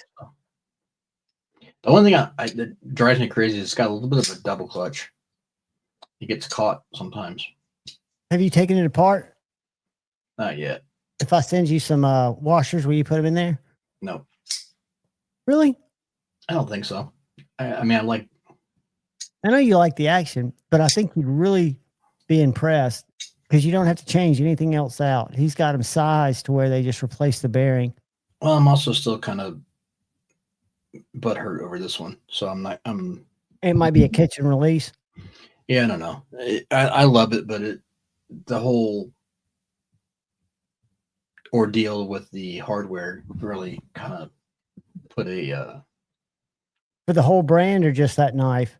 just that knife, because I told you how I was trying to get the hardware, and I think that kind of, for me, put a bad taste in my mouth about the knife itself. I'm going to show you one more, then I won't show you any more pictures. Tell me if you think this is pretty or if you think this is ugly. I think I took a picture of it. Maybe I didn't. How are we getting to a comparison between Jonathan McNeese and TJ Schwartz to make totally different knives? Schwartz sounds familiar, but I'm not familiar with what they do. Who? TJ Schwartz. I'm trying to mentally. The Overlander. Overlander. The fixed blade he does? Yes. He also has a folder now, right? Well, he designed the Koenig Arius. Do you think this is pretty, buddy? It's got purple hardware, purple studs, and a black handle. It's okay. If you want to trade yours. I like the milling pattern on mine. Oh. No, the issue that I had was I told you I bought all that. I didn't buy the hardware directly from them. I bought third-party hardware from the company who makes the hardware for them, but they don't offer that hardware to customers. So the hardware that I had spec'd and used, my calipers for that should fit it doesn't fit it. And they basically didn't act like they wanted to take any of the hardware back. So now I'm out $50 for. So I'm kind of frustrated with that because I was changing out the thumb studs and all the hardware, and it seems like that's a lost cause, and I've just got $50 worth of titanium hardware that doesn't fit. Just sitting there. Yep. And in Pearson, it just takes one bad experience from one person like you or me for us to be totally changed. I'm a totally anti Smoky Mountain knife guy for no reason. I used to buy thousands of dollars worth of PPU freedom pills from them. Can you see that knife, Kyle? What's that? The knife on the screen. What the hell is that? I can't see. That's a CRKT ET. It was made in the 90s. I forget who the designer was. We got it for $200, but you push that little lever and it's bizarre. I think I have seen one of those before. It wasn't like an EMT theme. I don't know what the purpose is for it. It looks like one kind of like a cross between a bally song. It looks like a finger cutter because when you push that little lever at the back down, like up in the way that it's facing, you push it up and it would make the blade swing shut, almost like a scary scorpion lock without the scorpion lock. Yeah, that's weird. It's definitely. Someone needs to teach them how to use StreamYard. What's up, guys? Yeah, man. Oh, he's back. He's back. Huck just turned on my fucking guitar input. Do you hear static? No. Good, I turned it off. I'm going to start doing that. I'm going to mic and I'm going to play Pink Floyd's Fearless anytime somebody super tips me. I'm going to turn this into a variety show. Yeah, that won't get copyrighted in about 3 seconds. With me playing a cover of it? Probably. Do they copyright covers? I don't know, maybe. I see a lot of them on YouTube. That's how I've learned to play most of my music. But I don't know. We'll find out, I guess. I'd lose that $3. I've got a gladius machete within reach of the vehicle, axe, saw, and a handful of other blades. I'll tell you what we've got, and I've played with them at knife shows, but I've never really looked at them. We've got two different kinds. You know what a slapper is? Those leather things that are have like a weight in them. SAP. SAP. And then they make another one that's wrapped in leather that's like a spring with a weight on the end. It's like a real thick coil spring that's about 8 inches long, and then it's got a weight on the end, all covered in leather. Have you seen one of those? Yep. I think that would be good to have in your truck. Granted, you have to get pretty close to somebody to use it.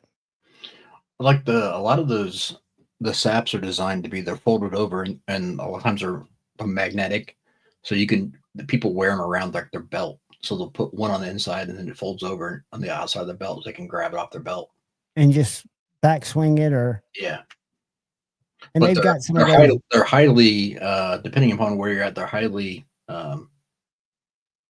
wouldn't say illegal, but well, they are illegal in some places, but they're also very frowned upon. I guess because they only have like brass knuckles, you can say they're a paperweight. Right. I guess you could get by with that. But they've also got some really cool cold steel machetes, and then we've got a lot of those weird cold steels like the brush that's got the pull-out spike. And they got a whole bunch of these G10 knives that you could get through any metal detector. Yeah. They're not just spikes, they cut. Yeah. Who is it that makes them? Black Triangle? There's a brand that makes a lot of them? I don't know. The only one I'd seen before these were that Sharpie. You know, the Sharpie that's got the long. There's a whole company that makes them, and they even make the molded sheaths for them completely metal free, so you can carry them in the sheath as well too, and they're metal free, so you can get through non-pervasive environments. That's pretty cool. Yeah. Very cool. Even came with a leather sheath. What's Todd talking about? Picked up an old East Wing hatchet. Oh, nice. I've got one of my hammers is an East Wing. It's really nice. I wish I'd taken a picture of that old Microtech that Tate bought right when we were closing tonight from that sketchy threesome of people that came in. He said he'll hold it for a few days to see if it turns up stolen, but it's a knife we got online and they're going for $900. Sold orders. It's I want to say the blade's over 4 inches. The handle's over 4 inches. It's got hardware. You know that Microtech hardware used to have the little like raised pyramid? Yeah. Before that, they had hardware that had 3 little holes in it. Have you ever seen one of those Microtechs? Kind of like on the DOC?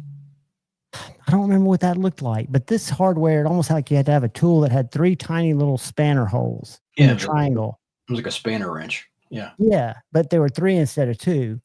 And I forget what year, because Tate was like, yeah, I can't believe this. It's almost too good to be true. But that's what they wanted for it, which makes him think it's probably been lifted. Or they're just ran out of copper and we're trying to find a quick way to make a buck. Yeah, that's true too. But yeah, I've been carrying another EDC since I've been down there. And I've gotten actually used to carrying it. Because I'm in a sketchy part of town. Makes a great axe and makes great hatchets for the price point. They're tough to beat. Who's that? Fiskars. There are better companies out there, obviously, but for the price point, they do a great job. And they've got one of those. I think they have a lifetime warranty, or break it, you get a fixed warranty or something like that. But I know we carry Cold Steel, CRKT, and then a couple of axe brands that are more like hatchets, and one mall looking thing. Kitchen knives that I know nothing about, and I learned. There's so much to learn about traditional knives, and there's so many people that buy those goddamn things and never cut with them. It's probably the bread and butter of that store. It's almost like a constant flow of people coming in and selling knives, and then them taking some time with them and putting them on the shelf and them selling right away. It's wild to me. And I had a conversation with a guy today who was looking for a specific pattern that his father-in-law liked, a hen and rooster style. I have no idea what any of these things are. I'm so out of the touch and don't want to learn about them. All right. They don't interest me. Some of them are really pretty, but just not my jam. But I need to learn about them. Hopefully I will, just from assimilation.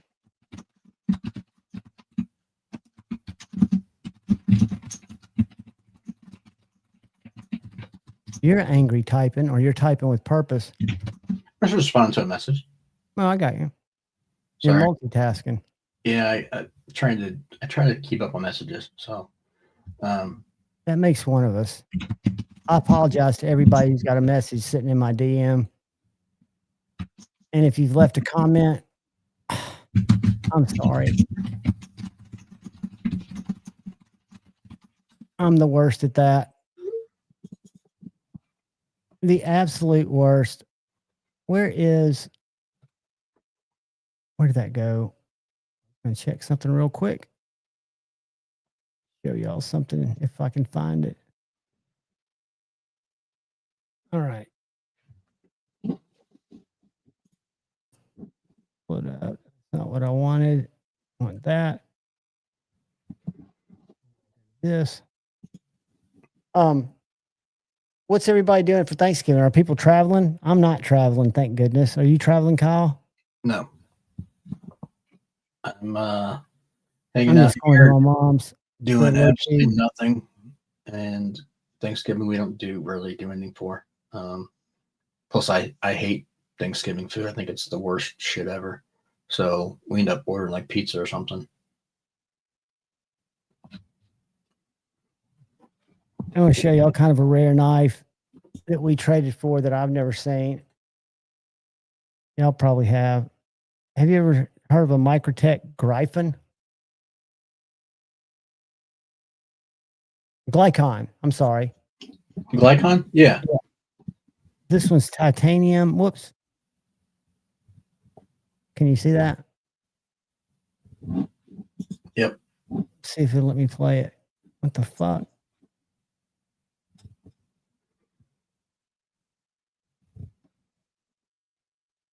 Look at the blade on this.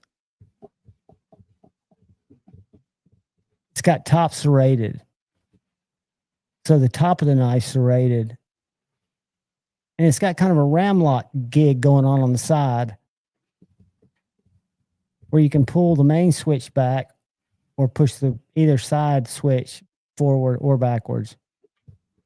But I mean, how nasty is that to have the serrations on top? Yeah, but it's still one of those, like, I don't know. Yeah, you're right. It's not going to be as I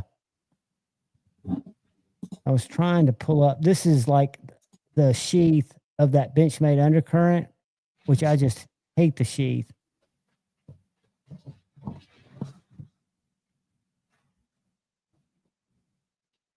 The knife's pretty hideous too, in all truth. But I'm trying to take pictures of some of their shit. This is really cool. You know what that is? That's the salt. Yep, salt MagnaCut. I don't know what it doesn't seem as salty as the yellow ones though. What do you The mean? liner seems very thin in it. We've got a pair of 2 and a pair of 3 set of those. That's one of the better deals of the PM2 line because they're cheap. Is it because of the MagnaCut or because they're not using a lot of scale material? I mean, hell, that FRN, like everything else, I mean, that's cheaper than a lot of other steels in the FRN. We just got this in Saturday. I think it's a little high. It's MagnaCut dual gunner grip. I was going to say it looked like a DGG, but I couldn't see it very well. I think it's 800.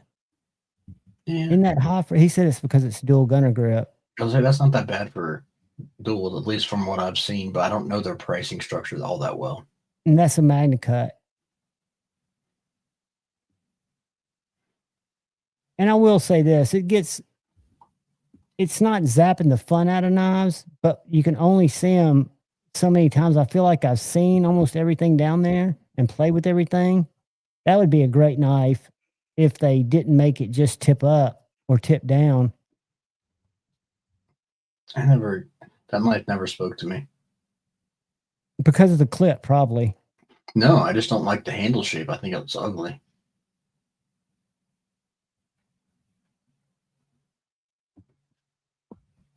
A lot of this stuff, I just try to fill space with. That's when I was at home. You can tell. Todd, speaking of Black Friday and Cyber Monday, I'm going to end up waiting till after then because Javon's your giveaway will be here, and then I'll get that over. So See that right there? Remember the guy I had on, Greg Dasher? mm-hmm. That's one he forged. He did the Damascus on that. That's cool. I think it's pretty cool. It's different, right? I mean, it's not like Shane said. They focus on different stuff. Tippy, don't come across the soundboard.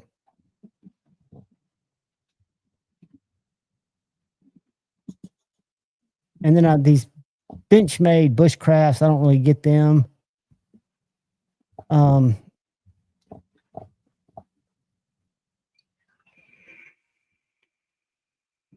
This is another one of those Masters of Defense that are made by Microtech for this company in North Carolina. I think that's a pretty cool little show. Tippy, get off the goddamn soundboard. Hey, I'm going to squirt you with alcohol because that's all I got here. That's going to burn. Not drinking alcohol, rubbing alcohol. Back up, fucking cat. Finally kick the other one out? No, the other one went to sleep. The other one's being good. Tippy's going behind me now. See her? She realized she had to go the other way around. But anyway, it's funny that you can be surrounded with so many knives, and there's so many I haven't taken videos of, but they just don't speak to me. I mean, I realize there are a lot of knives that I care nothing about, like these fiddleback forges, which are wonderful knives, allegedly, do nothing for me. Yeah. But that's a handmade, allegedly wonderful knife. I don't like when they've got that hammering up in the at the top, where a lot of people love that. I like a smoother knife. This is that typically goes from the forging process. Check that out. Luke, it shows up that way on here. What is that? That is a Driver Defense, Dustin Driver.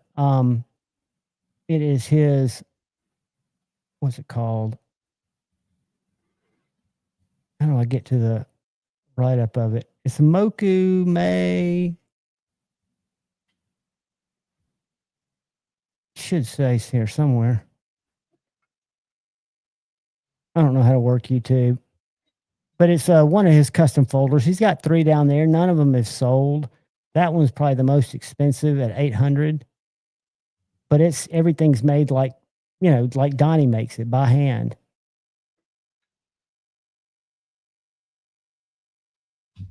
But just some different stuff.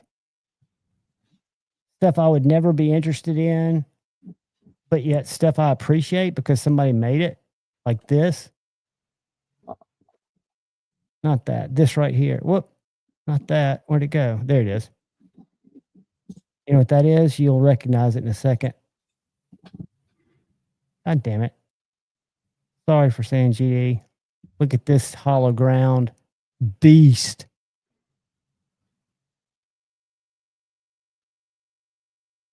I don't recognize it. Cold Steel Boar Hunter.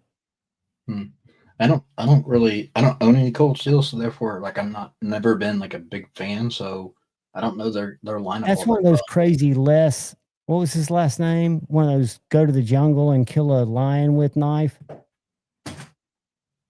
Hippie. Y'all see that move? We're about to see a domestic. See above my head? Tippy just jumped up there and cleared off all the shit that I had sitting up there. No, I don't do domestics. I let my animals control my life. I'm an idiot. I'm a beta male. Not proud of it, but I've begun to believe it. Luke, it depends on what it is. If it's a fixie, then I would go with probably the former. If it's a folder, I would probably go with the latter.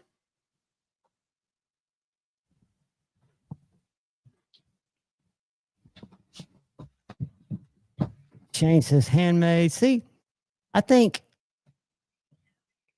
you on there, Kyle? Are you Javon now, Kyle? No, I'm missing that. Oh, he was saying something in the chat, and you were talking something on the interrupt, so I typed it in the chat, and it I got you. showed up with your name. I got you. I think you can get. I think you can get away with both. Donnie was talking tonight about wire EDM and exploring doing that to his blades. And at what point is it? I mean, if you do that, have you essentially taken out? I know you've taken out part of that custom work. No, that has nothing. Getting to the point where your blank has nothing to do with being handmade or not. Good. That's the way I thought. If it's cut out, it just gives It doesn't you. matter if you do it with wire EDM, you do it with laser, you do it with water, you do it with a bandsaw. None of that. Well, the difference is someone else is doing it for that short amount of time. Okay, if you wanted to get do they call those mid-techs, Kyle? Because Luke's got a good question. Are those considered machine assisted customs? Would that be the term? No, I mean it's still a custom. Like Alex. To me, the only, if you want to go down that rabbit hole and be completely, 17th century about it, then fine. Yeah, don't use any power tools, don't use anything, forge the blade into the shape you want, use freaking river rocks and finish it that way. Like, yeah, there depends how far you want to go as far as getting to authentic making of something. But no, having a blade cut out doesn't mean it is not a custom. It's not being machine ground. There's a difference.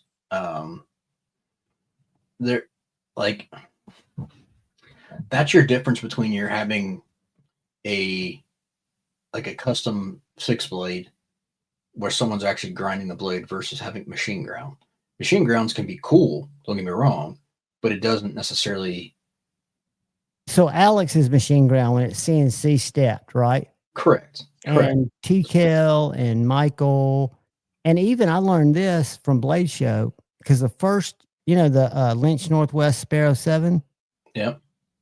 He had like half of them in there that had those little horizontal lines, and then he had a bunch of them that didn't. And he learned from Chris Reeves how to get those out from finish grinding them. So they were all machine ground, but half of them looked like they weren't. Does that make sense? Because he ground off those lines. Absolutely. And so I don't think that makes a knife lesser than. It just makes it not handmade. Not fully handmade. Correct. I mean if you're not grinding the bevels, I don't think it's custom or it's fully handmade. And that's just, to me, that's. So if you have them stepped and then grind the steps off, that's not grinding the bevel because the machine made the bevel. You're just cleaning it up, like sanding it. Correct. I think that at that point, that's where you get into the semi-custom or mid-tech. Would you call that mid-tech? CNC production and semi-custom. Mid-tech, all that mid-tech it means is it's a custom maker who's having his knives made and then sent to him for final QC assembly and touches. I'm trying to think of somebody who did this in the past. I'm blanking right now, but there are plenty of people who have done. So like a custom maker has a knife made by a reputable OEM. They get sent to him. He does the final assembly, the fit and finish. He might even do the final cleanup passes and makes it to be where he actually touched it. And then they go for considerably less than him actually making the knife. A good example with that is we've got in a Demco 8020 MG, which is the machine ground, which is several hundred less or a couple hundred less than a hand ground. Same knife. Looks almost identical. You know what I'm talking about? How they got the machine ground and the hand ground? Yeah. Then there's But I mean, the majority of the time, most of the time, your mid techs are from a custom maker. Yeah, Andrew has done some customs. Don't get me wrong, but like he's not. That's not his primary. He's turned it into a business as far as a company of Demco. So yeah, so like with what Alex does, or with what Grimsmo does, or whole Oz, to me that is a CNC production, a high end CNC production, but it's not a custom. Would you argue that they're getting better knives from the CNC? Not always, or than a handmade knife? Yes. Oh, 100% they are getting better knives. It's because the tolerances are so much more controlled. Yeah, it's just science. I mean, like, is there one-offs here and there where someone could by hand could get it to be close? Yes, but on a whole, absolutely not. I agree with you, Shane. Check out Ranger Made Knives. One-man show with hand ground blades. All right, I'll do that right now. And there's definitely a difference. Well, it's just like my buddy. So here's the thing. That's John. That's your question is same comparison to what is more accurate, sharpening with this or sharpening by hand.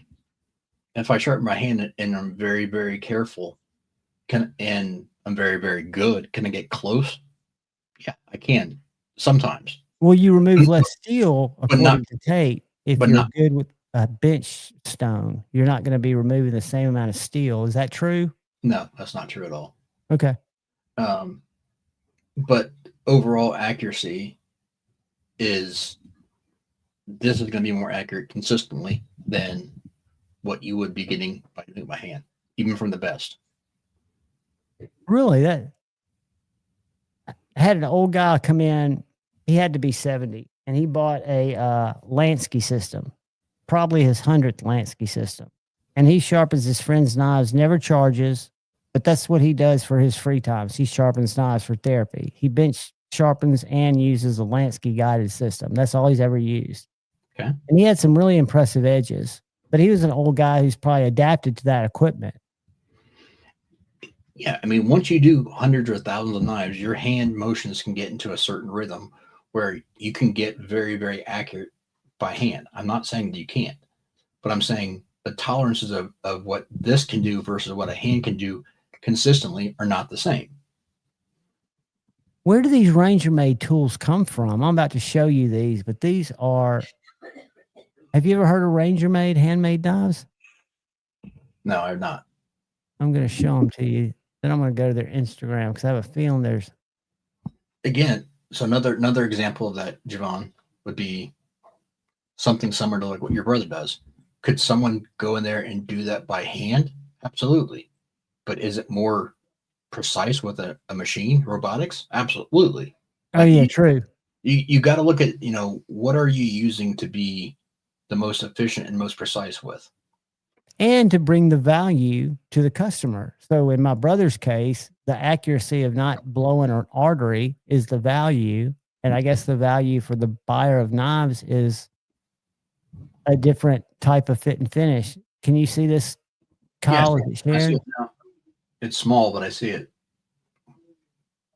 Beautiful 3.5 inch CPM 154 with black Cerakote, titanium liners, jeweled, micro stippled, and anodized. Zirconium bolsters, dyed and stabilized maple burl scales. It sounds beautiful. No bearings. This is precision piece on hand lap bronze bushings. That's cool looking. What do those go for? That one was 15. 11,150. It's not bad. Are these South African or are they US? Let's see. Let's go to Instagram. Ooh, I like that. Mid-tech. I found the term mid-tech means different things to different enthusiasm. Like purely handmade knives, there are aspects of this knife that are executed using CNC automation or batch processing. That's how he sets it off. Represents a standard, and they're 650 instead of 1,000. Yeah. a pretty knife, pretty plain, but it's kind of got a Lamia vibe, doesn't it? Mm, A little bit, not really. The blade reminds me of it, I guess. yeah, but it's much taller. Let's go to their IG.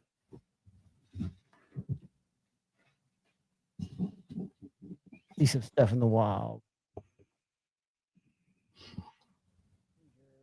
Did you see Melissa Backwoods did a video yesterday on what gun guys carry, knives that gun guys carry? I think that's nothing funny she's interviewing. But she's got like 20,000 views in a day. That one's going to blow up. I met him. Oh, that's different strategy knives. So here is I mean, that's gorgeous.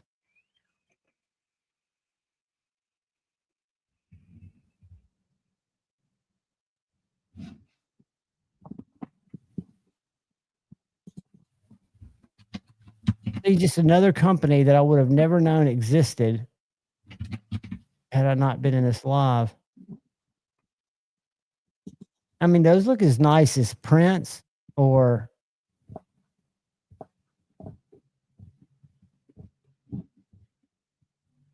don't they? I mean, I'm wondering if these are USA made. I bet they are. See if they're made in Colorado. Oh, Colorado? That's what K Mason was saying earlier. Bob, yep, Bob Ullman's the guy making them. That must be Bob right there.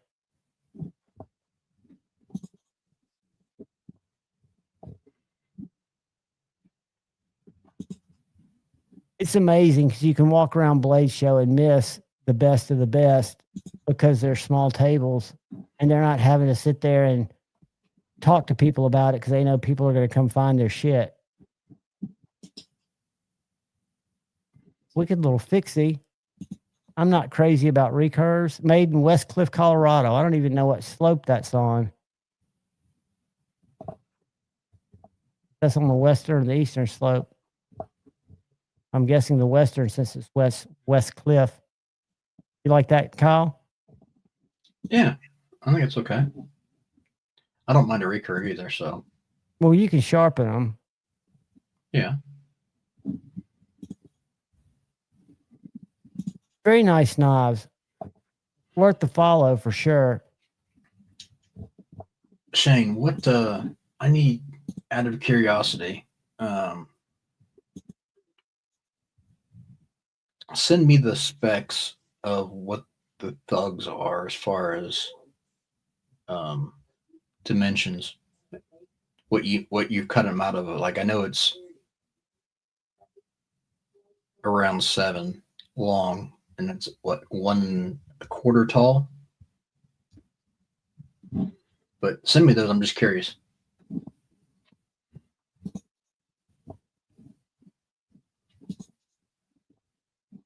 I'm just mindlessly scrolling. I'm about to jump out of here. I used to think she was so hot. Y'all remember Susanna Hoffs from the Bangles? No. Are you too young for the Bangles, the 80s band? Yeah. I mean, I've heard of them, but I think I don't know them or follow them. That's her now and her back in the day. There's Scab getting ready to stab something in his refrigerator. Y'all notice Scab's losing weight. He's working his ass off on it. All right, I'm going to get out of here. See what we got. Start getting all this weird shit. You get knives for like the first. This is that new Vostede, the Naga. Are you good? Naga going to mention that anymore? Vostede? Yeah. That's being too petty. But I'm about to get out of here because, again, it's just the same shit. Is that the mini? Nope. All right, so I'm going to go to Applied Weapons Technology real quick.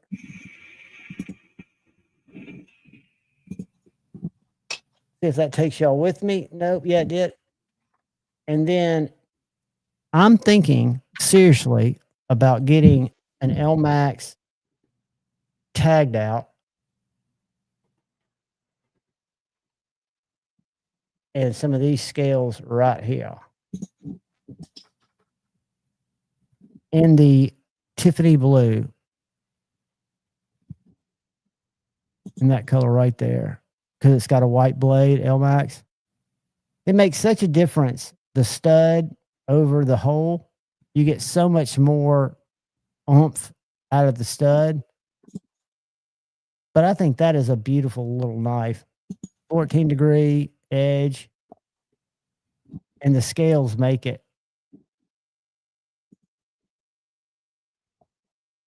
What's a 14-degree edge? They just grinded it down real thin, and they have the angle 14 degrees. I know they sell sharpeners, those little bench sharpeners that Sharp makes for them. Who are you talking about? 20 edge, and they've got a 14 degree for the select edge. So I'm assuming it's just a 14-degree edge put on it. Benchmade? Yep. They don't do anything at 14 degrees. Yeah, they do.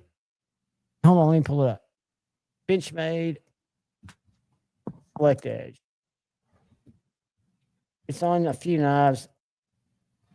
I've never seen one come with a 14-degree edge. All right. And now it's coming out of the box. Sharp, blah, blah. Damn good question. All right. Oh, that's not. Let me go to Benchmade site. Featuring a 14-degree angle on each side for a 28 included angle.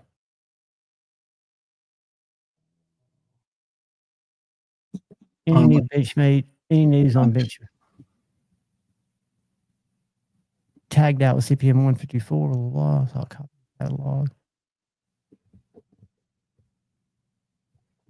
Benchmade says, at this point, we're only offering life sharp services with select edge on knives that originally had this feature. Currently, the thickest blade using select edge is 0.120. The Saddle Mountain Skinner, for example. Most of the blades using select edge are 0.090 thickness at this point. So they start off at that to get down to 14 per side. Huh? That's even dumber. If you take that, if you take that thin a blade stock and put that low of an edge on it, it's going to be fragile as all get out. That's crazy. Right, but most of them are from the Hunt series. So that's even worse because you're already using it. Well, if you're not going through bone, I think. Let me see what we say. Hold on, because it talks about it somewhere on Benchmade's site. John, think about this, okay? So 0.090 is thinner than TRM blade stock, okay? Would you want to put a 14-degree edge on your TRM and then go use it for hunting? No. Well, there you go.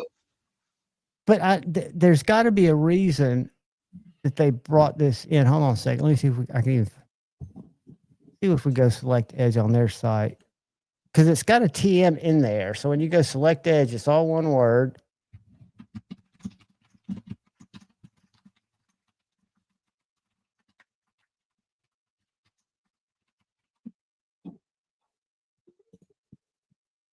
And of course, it's not going to say anything about it. Because these are all in that select edge.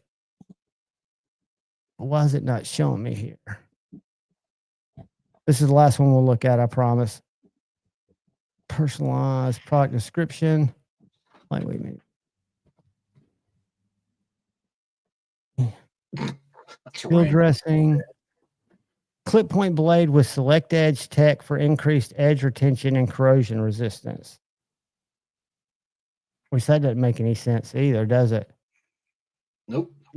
These specifications, blade thickness 0.009.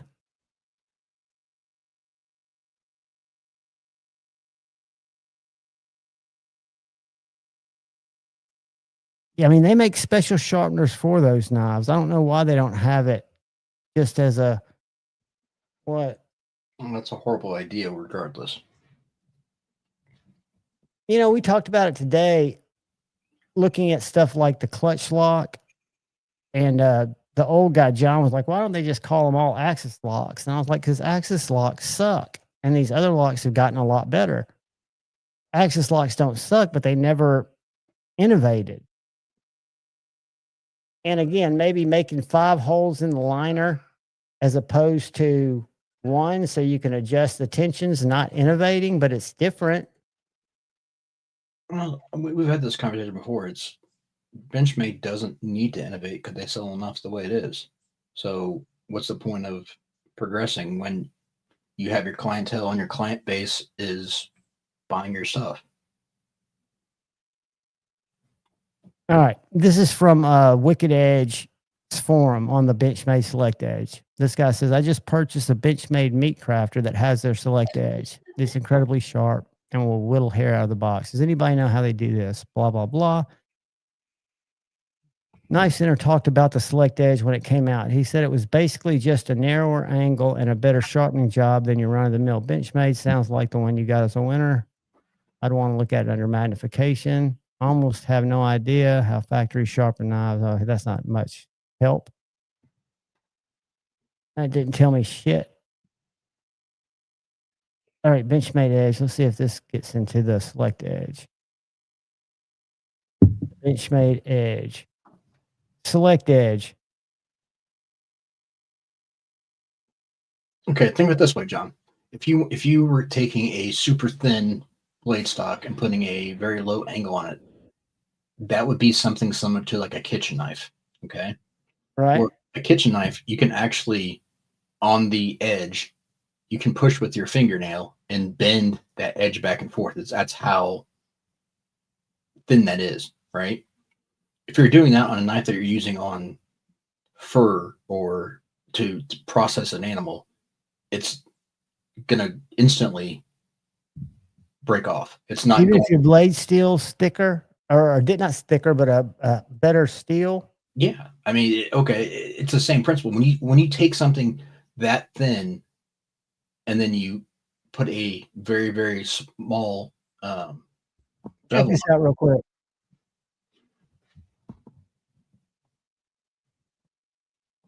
That's bullshit. Hmm?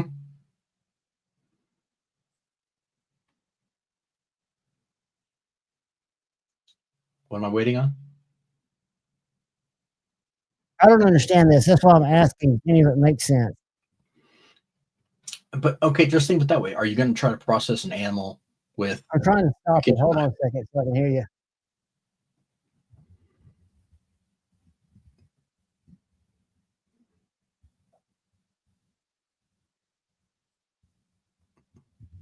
Why can't I stop this goddamn? There you go. All right, what, Kyle? I'm sorry. I'm just saying, think of it this way. You're not going to take your fancy kitchen knife and go process an animal with it. And that's what 0.090 blade stock with the 13 to 15 degree edges. Why would they? I mean, I get that. Why would they bring it out as something cool?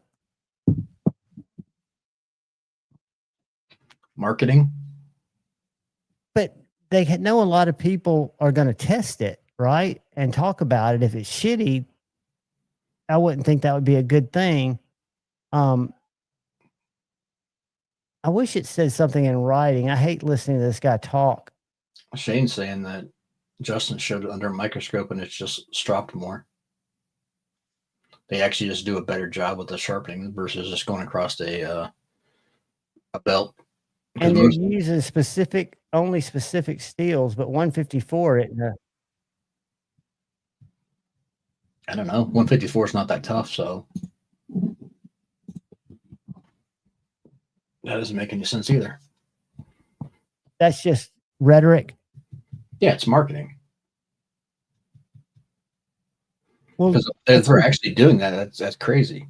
Well, and if they're warrantying their shit, don't you think that creates more problems for them? Absolutely. Hey, Puck, y'all don't fight. Don't have a major cat fight right here at the end of Insomniac.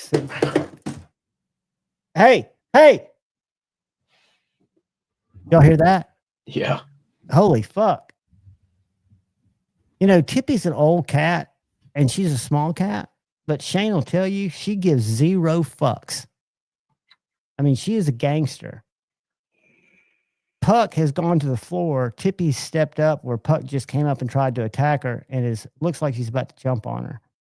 Hey, I don't like that sound. They're talking to each other. Shane, I wasn't saying that the new ones are. I'm saying that the standard ones you get are usually not very good. But I would think, John, that's probably why they're not promoting it a lot, is because they're getting warranty issues with it. You're probably right, Kyle, because if you search their website and it was that great, it would be there. That brings me back. I want to read Microtech's website again. And we've read that live, right? About what? Where they talk about the difference in the Gen 3 and the Gen 4. Hold on. It's real short. It goes back to I don't know what you're talking about. Microtech. What's it called? Ultratech. Ultratech. Differences between Gen 3 and the new Gen 4.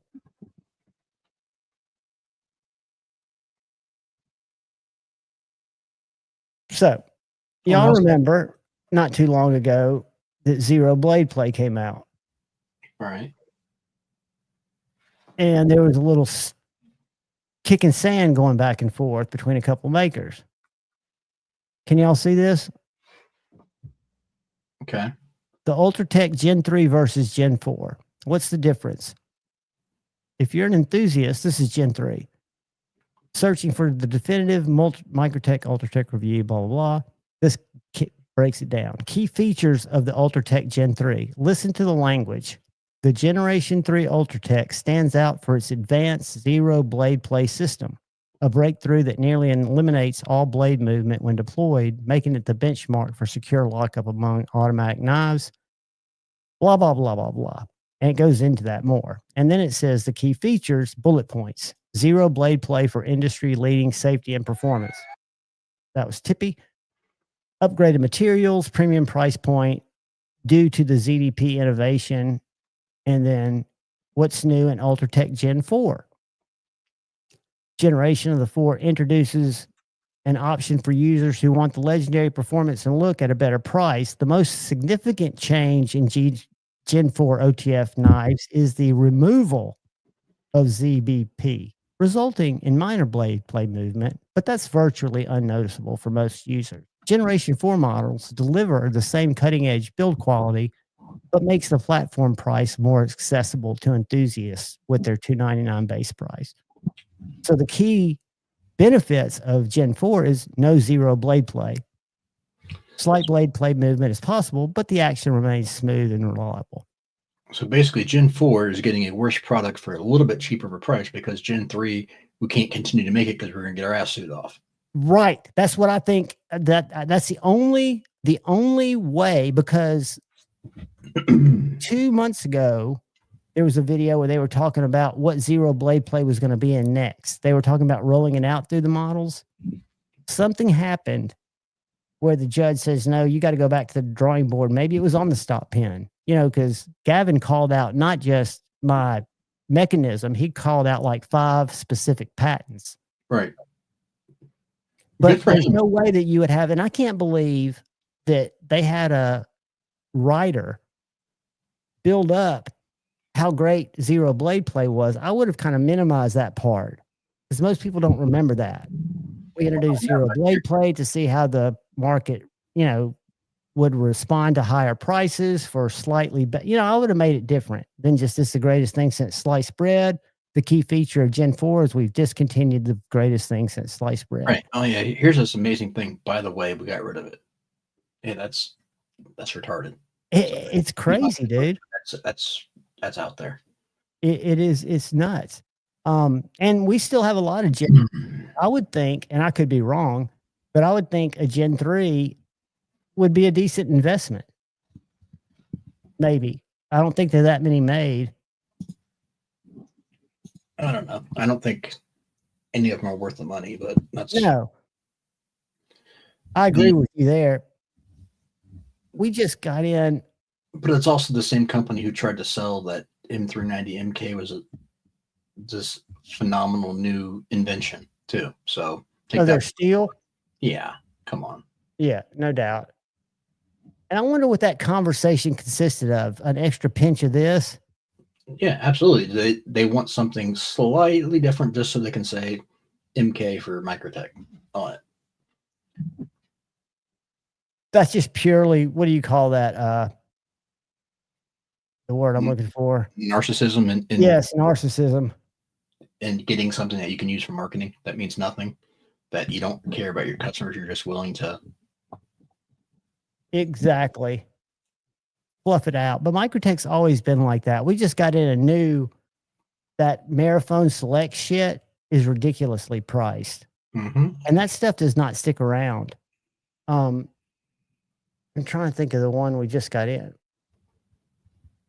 Well, they just started. I don't know the difference between like the standard MSI versus the Marfione Select MSI, but it looks exactly the same except for one's got like tie scales and they're like almost 600, like $570. It's like, what the hell are you doing? Yeah, it's you're paying for the name, I think. Now the Marathon Selects I've seen have all had that Baker's Forge Damascus. No, these are plain steel, John, and they're like $500+ Yeah, that's crazy. Yeah, it was the Glycon bayonet that I think it's like 1,500 because it's a Marathon Select black box. But they are all Microtechs, I think, are overpriced. Now, the right now, the MSI Mini, I think, is only available in Marathon Select, but we're about to be able to order them. Like this knife right here, let me share it. I can kind of justify, not really, but I can kind of see why this one's more expensive because of the blade.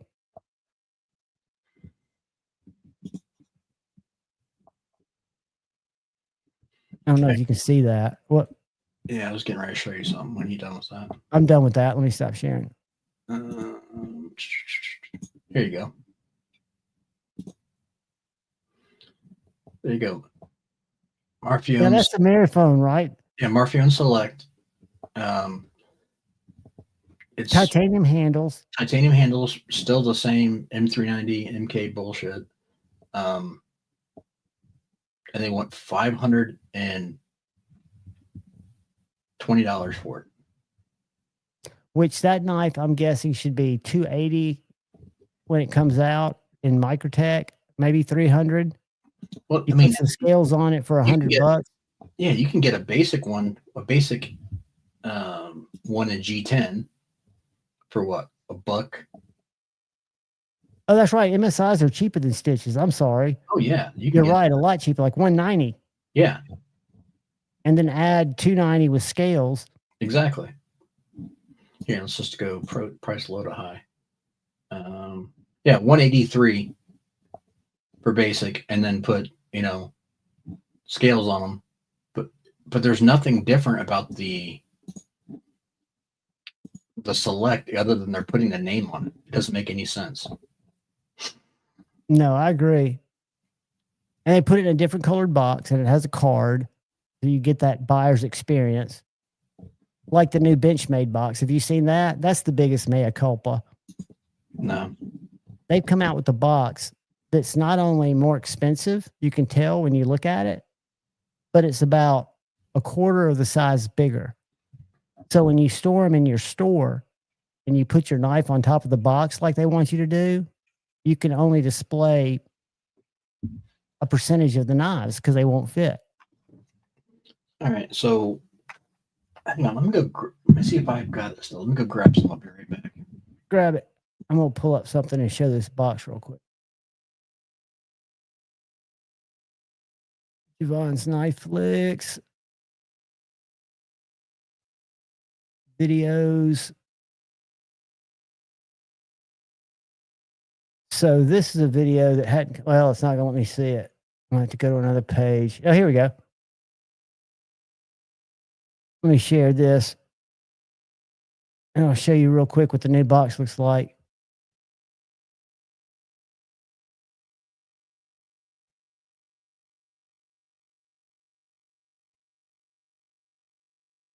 Add.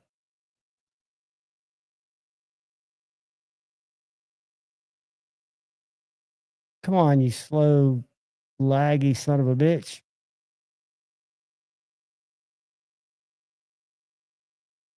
All right.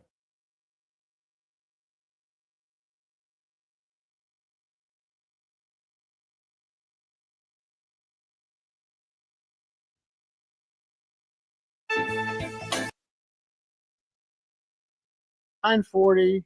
All right. That's the new box. Check this out. If you talk about keeping costs down, keep in mind that's just, I think, retail price on the box. If you saw that, the boxes have a magnetic clasp, and then they've got a little flip to scan to get the use and the care manual right here on the box. The box is padded on the inside. You've got the familiar little denim or little velour pouch, but just a really nice box. Not that we buy boxes, but it's a good box. You got all Benchmade's information on the back, their Life Sharp guarantee, website, and then scan the code to learn more. And then most importantly, but the box is considerably bigger, and we had to put a bunch of Benchmades out from the glass under the cabinets just to make room for the new boxes. Okay, so here's the size of a Mannix box. Okay, just for comparison. Here's this box, the size of this box. What's that? 2.5 longer, right? This was a small fixed blade that was sent to me. Watch this. Magnetic. Opens it up. It's got a foam case. Got space for the sheath for the knife. And that's the presentation that you get. I love that. This knife was under $50. So that tells you a packaging cost and margins on knives. So to sit there and say that a lot of these knife companies are paying so much more for packaging they can't afford to whatever, depends on where you're looking at. That's very good point. Yeah, packaging can be expensive, but it depends on what your cost of other things are. I mean, hell, they don't make that knife anymore, so I can't look up the price on it. But I know I got it for under $50. But think about it from a business perspective, and you're in charge of merchandising for Benchmade, and you want to make a nicer box. If you look at it next to an old box, the size is so much bigger. They had to think about their brick and mortar stores being able to display a considerable percentage less product at any given time because it just takes up so much more space. That's on the dealer. They don't care about that. But don't they care about, okay, because the dealer's buying the knives before they ever sell them. You're right. I got you. Yeah, so I mean, they don't care how much space it takes up. That's on you to store them. You're buying them regardless. So I wonder if the dealers would buy less because of that. I think it's nominal. Yeah, because if you're selling, what do you care, right? And not only that, but most places aren't that cramped that they can't get an extra row or two someplace. Man, I think we're kind of a small knife store with a lot of space, and anytime there's a knife that needs to get put out, I shudder, wondering what's going to fall through my foot because it's so crammed full of shit there. That's why they're looking at more display cases. Yeah, that's not a manufacturer issue. And this is a third building. Yeah. You've got to decide, what do you want, the growth, or, you got to make those infill structure changes. You want to carry more shit. Yeah, let's see. I'm gonna pull up, see what their priceless shit goes for now. Um,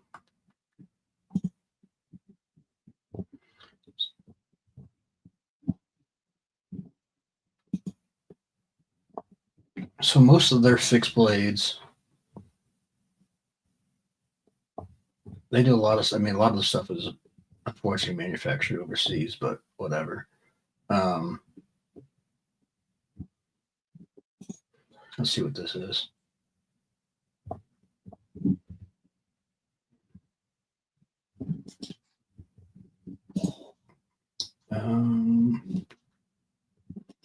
Oh wow, they went down a little bit as far as like they're using really cheap shit now.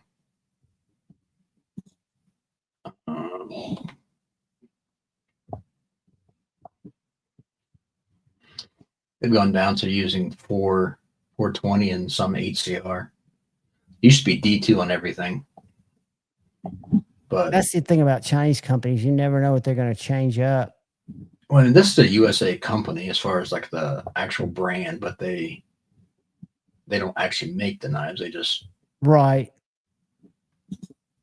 So this is something I'm not supposed to show yet, but I showed one of these knives last month, the Kaiser Defensor, which was an M390 and a couple $100. They just came out with this one. Same knife, 440C, under $50. And do you really need M390 for a knife like this? Oh, here you go. Look at this. People are buying stuff on, Amazon or whatever else. Look at this for the price. How much is that?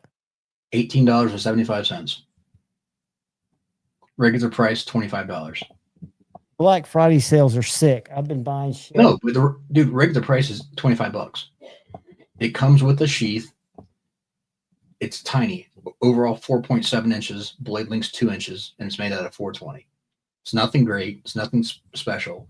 But for $18, you can't lose. I mean, see this right here? Yep. This is a THRW, like they pronounce it, throw knife on Amazon. It's got this little super thin, like kitchen blade.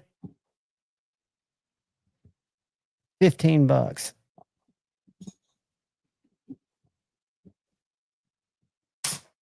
And I'm not, fuck.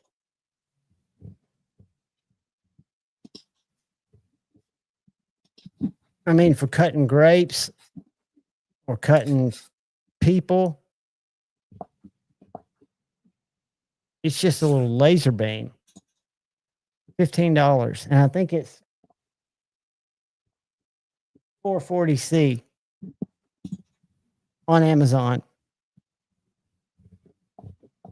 Which again, not a good knife by any means, but you can get 4 of these for the price of a Kaiser. I don't know which ones you'd run through faster. yeah. So Kyle, what's your week look like? Just kind of chilling? Are you trying to get back into getting caught up? Or are you still recovering? No, I've got a bunch of stuff. I got all that stuff from Shane that came in. I've got some other stuff to work on. Yeah, I got a busy next week to 10 days. I was going to show you one more thing here real quick. Look at Matt, those are going to come out December 1st. And on Amazon, I think they're like $45. Look at that, Javon. Deep karambit. What's the dollar amount on that? I can't see it. $71. A nice looking knife. There. I mean, it's nothing great. It's 440C. But you can't argue with the price. And it's a little high. But the fact that it's still doable and the packaging is going to come great and everything else, like I don't see how people buying, I guess it's just convenience, buying Amazon knives and cheap knives that have zero brand or anything behind them and crappy materials. Like, I don't know. a lot of people come in the store and they don't know any difference. And you try to talk to them about super steels and stuff, and it always comes back to, I'm looking for an $18 knife, or I'm looking for a $40 knife. They're more, I think, price. And unfortunately, you don't have all the choices in a brick and mortar as you do at White Mountain Knives or something. Yeah, they've got, I mean, the prices on Amazon, especially right now, are very low. And some of them are ridiculously high. So I see some of these unnamed brands that are $250 I've never seen before. Right. And I'm sure there are people out here that are buying them. I know I'm not sharing yet because I haven't gotten to one. I was looking for one in specific that came up the other night. Because they are also definitely selling questionable designs in a big way. I don't see it.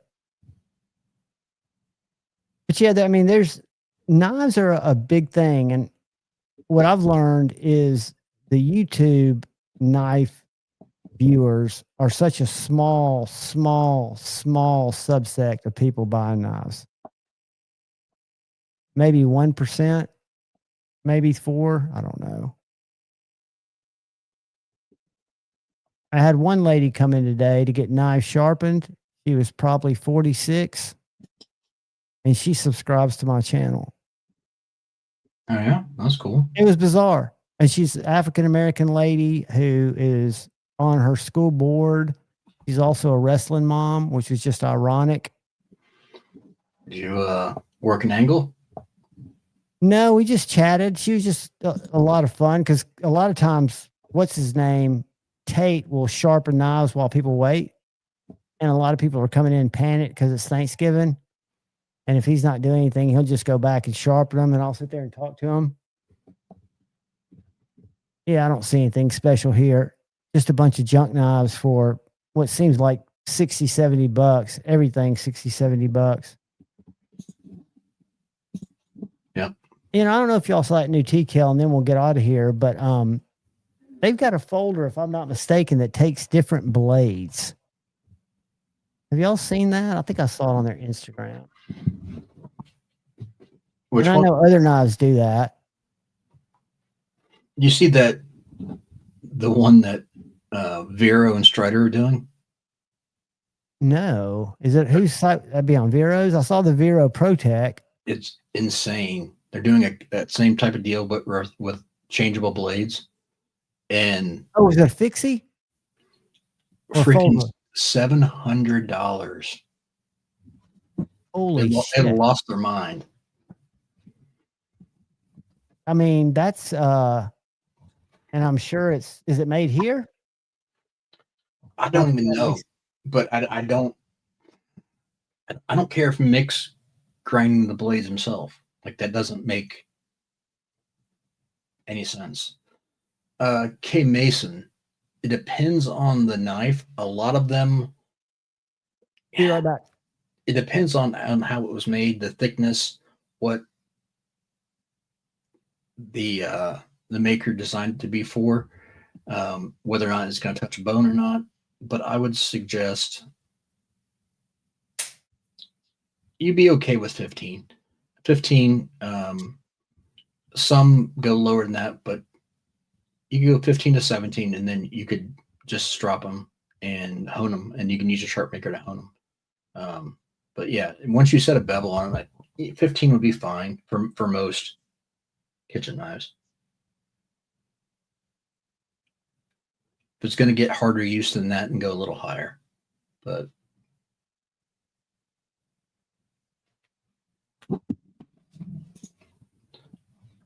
it also depends on how thin the blade stock is. So, like, if it's traditional Japanese knife, a lot of times they'll be very, very thin, and they're designed to be like ultra slicers. They'll actually be a little bit lower than that too. But So is it on Vero's page or Strider's? I'm gonna look at it real quick. I don't know. I was trying to Go to see if I Vero. could figure it out.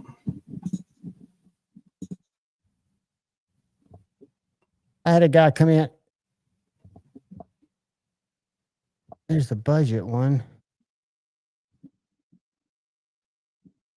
What's that one?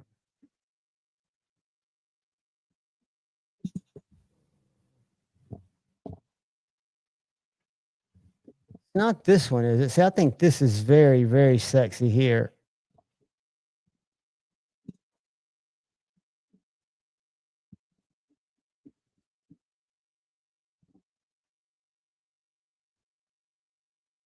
I didn't want to see you grind it. Show me the knife.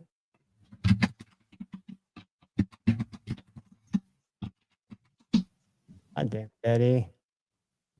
This one right here. It went off too quick. Did you say it's a folder or a fixie? I have to go back. I think it's this one right here, isn't it? I just saw it briefly. Yeah, Strider. That's it. Yeah, there you go. That's New it. collaboration, latest collab, Vero Shift, Strider knives. Yeah, that thing's like almost $700, dude. That's insane, dude. Yeah. I mean, and he'll probably sell them. And he's come out with these budget ones too. I used to be a big fan. I'm just not. I'm not buying into the hype anymore. Because see, these were his originals. I think the Strider just uses a different blade. I think the handle's the same. Yeah, that thing was like, that was only, but I mean, hell, I think that thing was like $300. Yeah, it was over 300. So you're just getting the blade for so much more. It's absolutely insane.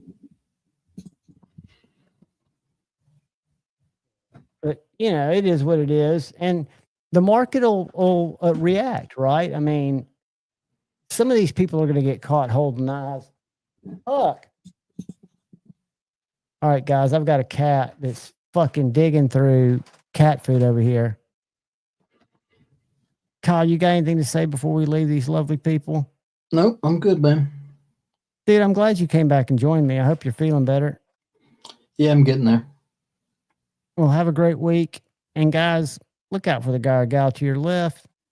Look out for the guy or gal to your right. Look out for each other. Have a great week. Go forward with love in your heart and choose debate, not hate. I love you all. Thanks for hanging. Peace. Later.